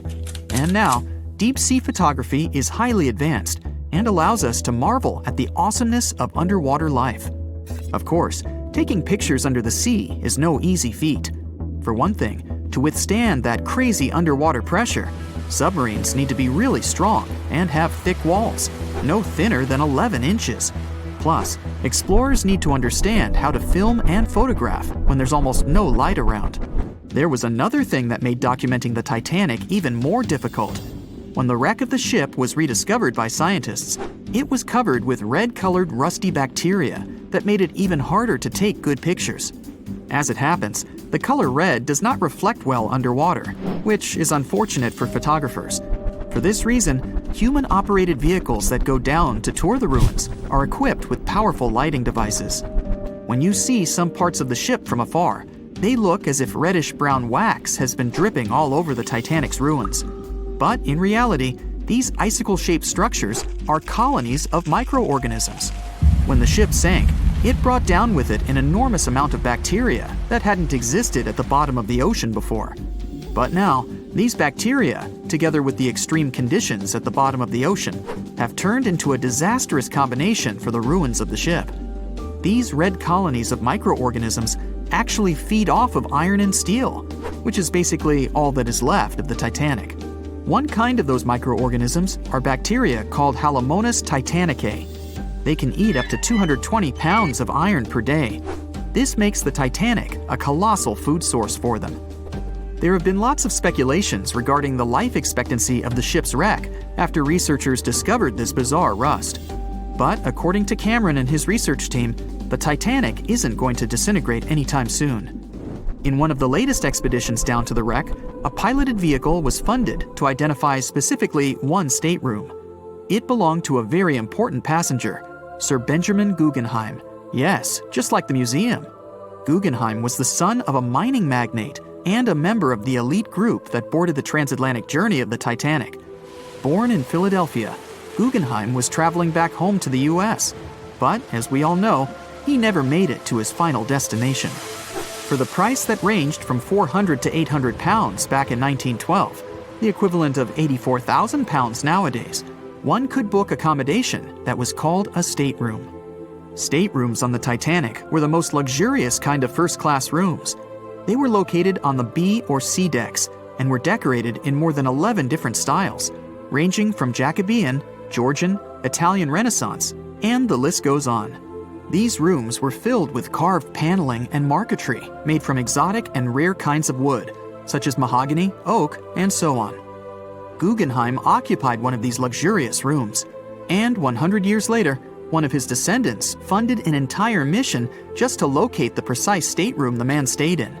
This expedition turned into a documentary for National Geographic, and they did manage to identify which stateroom was Guggenheim's, so kudos for them. It was the start of 1912. A giant chunk of ice broke off a glacier in southwest Greenland. The ice was made up of snow that had fallen thousands of years before the event, perhaps as far back as when mammoths still roamed the earth. The iceberg started its journey.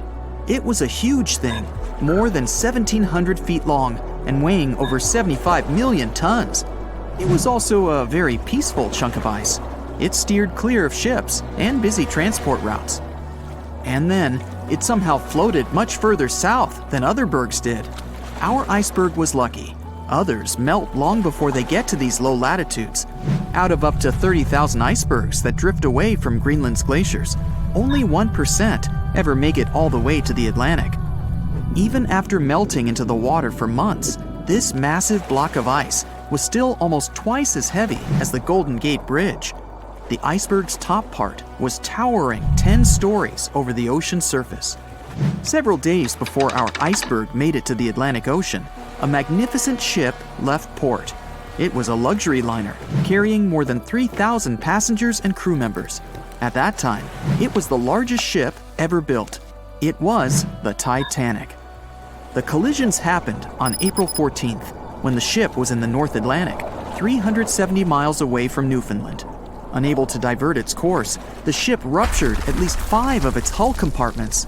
They started to fill with water at an alarming speed. The Titanic's compartments weren't capped at the top. That's why the water spilled over and started to flood each succeeding one. The front of the ship began to sink, causing the back part to lift vertically into the air.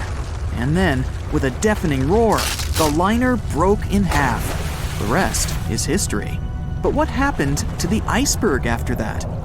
On April 15th, the German ocean liner SS Prinz Adalbert was sailing through the North Atlantic. It was traveling a few miles away from the place where the Titanic had sunk several hours prior. The German ship's chief steward, who hadn't learned about the disaster yet, saw an iceberg. What drew his attention was a large streak of red paint going along the iceberg's base. Surprised, the man took a photo of his discovery. He thought the paint meant a ship had hit the iceberg within the past 12 hours.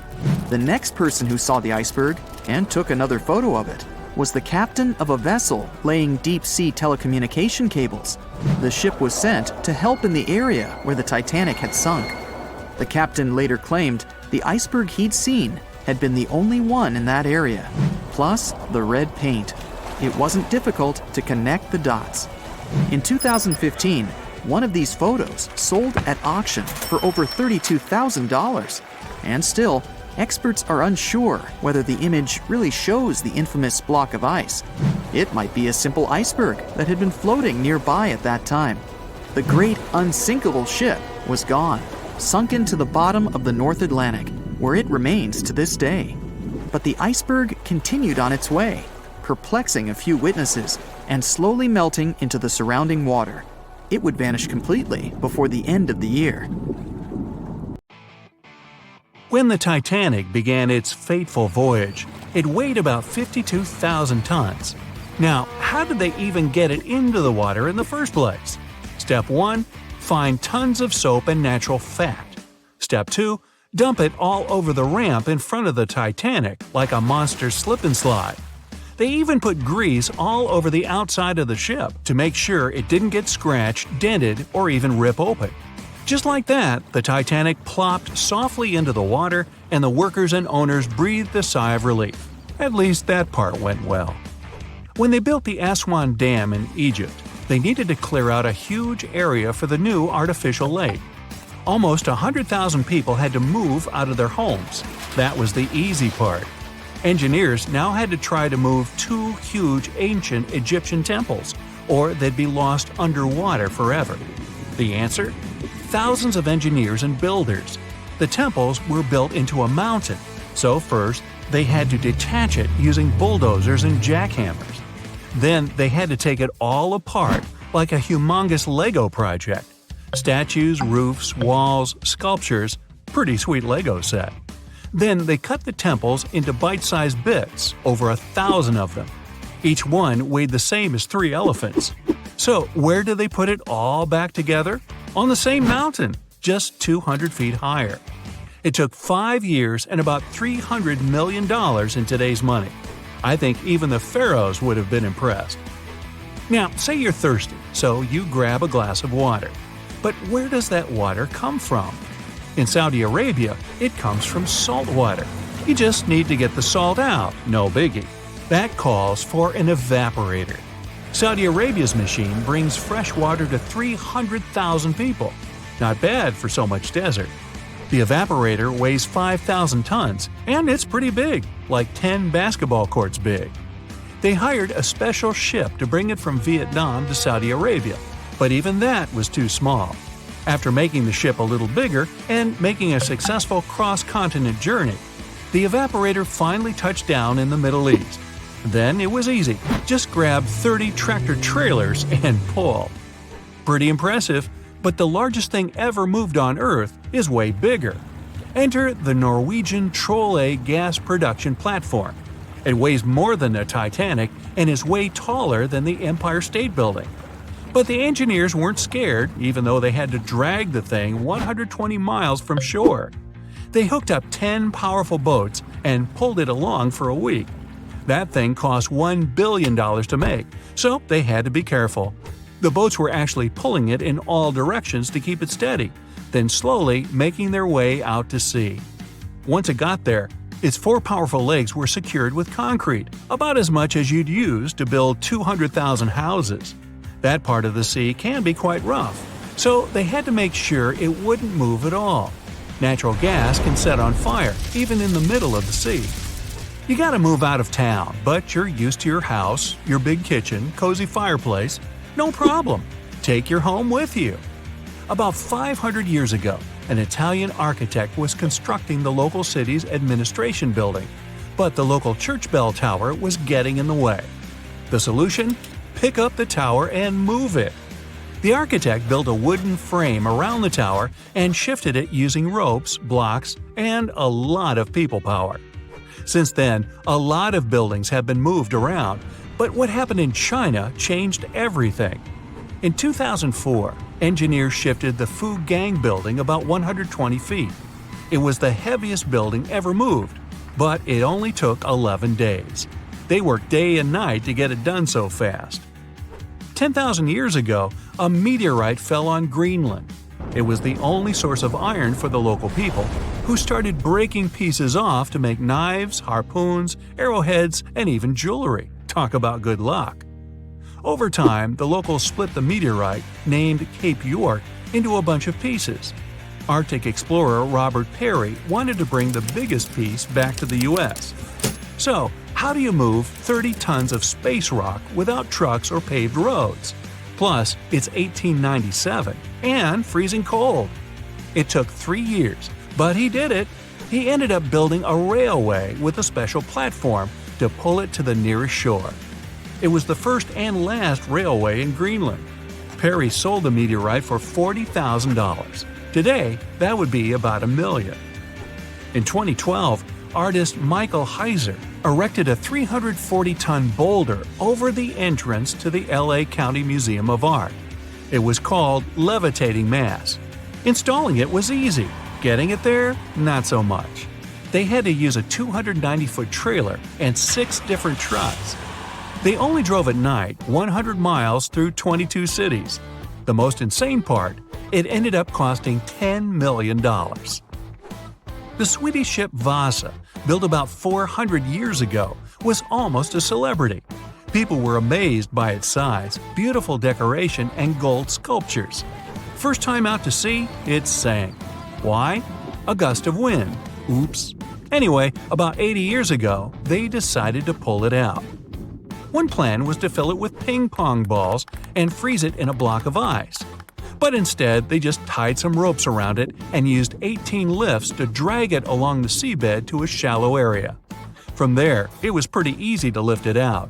It was mostly made of wood, not much metal. The ship survived quite well because of the cold seawater and even floated by itself. The shuttle Endeavour flew 25 missions into space, and in 2012, NASA decided it deserved a break. Its retirement home would be the California Science Center. The massive shuttle was loaded onto trailers and driven through LA at the amazing speed of 2 miles per hour. It was the first and probably last time that a spaceship would drive through a big city. They had to clear a pretty big path and ended up chopping down a lot of pesky things like lampposts, traffic lights, power lines, even over 400 trees. But don't worry, they raised a lot of money from the whole thing, enough to plant over 800 new trees. The Statue of Liberty wasn't built in the USA. It was built in France. After 9 years of hard work and a serious amount of copper and iron, she was ready to be given to the United States as a token of friendship. Sending it by mail would take way too much bubble wrap, so they decided to ship it instead. The statue was cut into 350 pieces, loaded into crates, and shipped over to New York. It took them 4 months to assemble all the pieces back together. Talk about Humpty Dumpty. Meet Bagger 288, a self-propelled excavator and the largest land transport on the planet. This beast can shift thousands of cars worth of dirt a day. It finished work in one quarry and had to move on to another. Taking it apart, shipping it, and putting it back together would have been ridiculous. So it just drove over there. It took 3 weeks and only moved at half a mile per hour. To stop it from wrecking everything it drove over, engineers walked ahead, planting grass and covering roads with gravel and dirt. Now, you're walking down the street in France, see a couple of cafes, maybe a nice bakery, and the world's largest gas turbine, named Harriet. Harriet's job? Keep the lights on in over 700,000 French homes.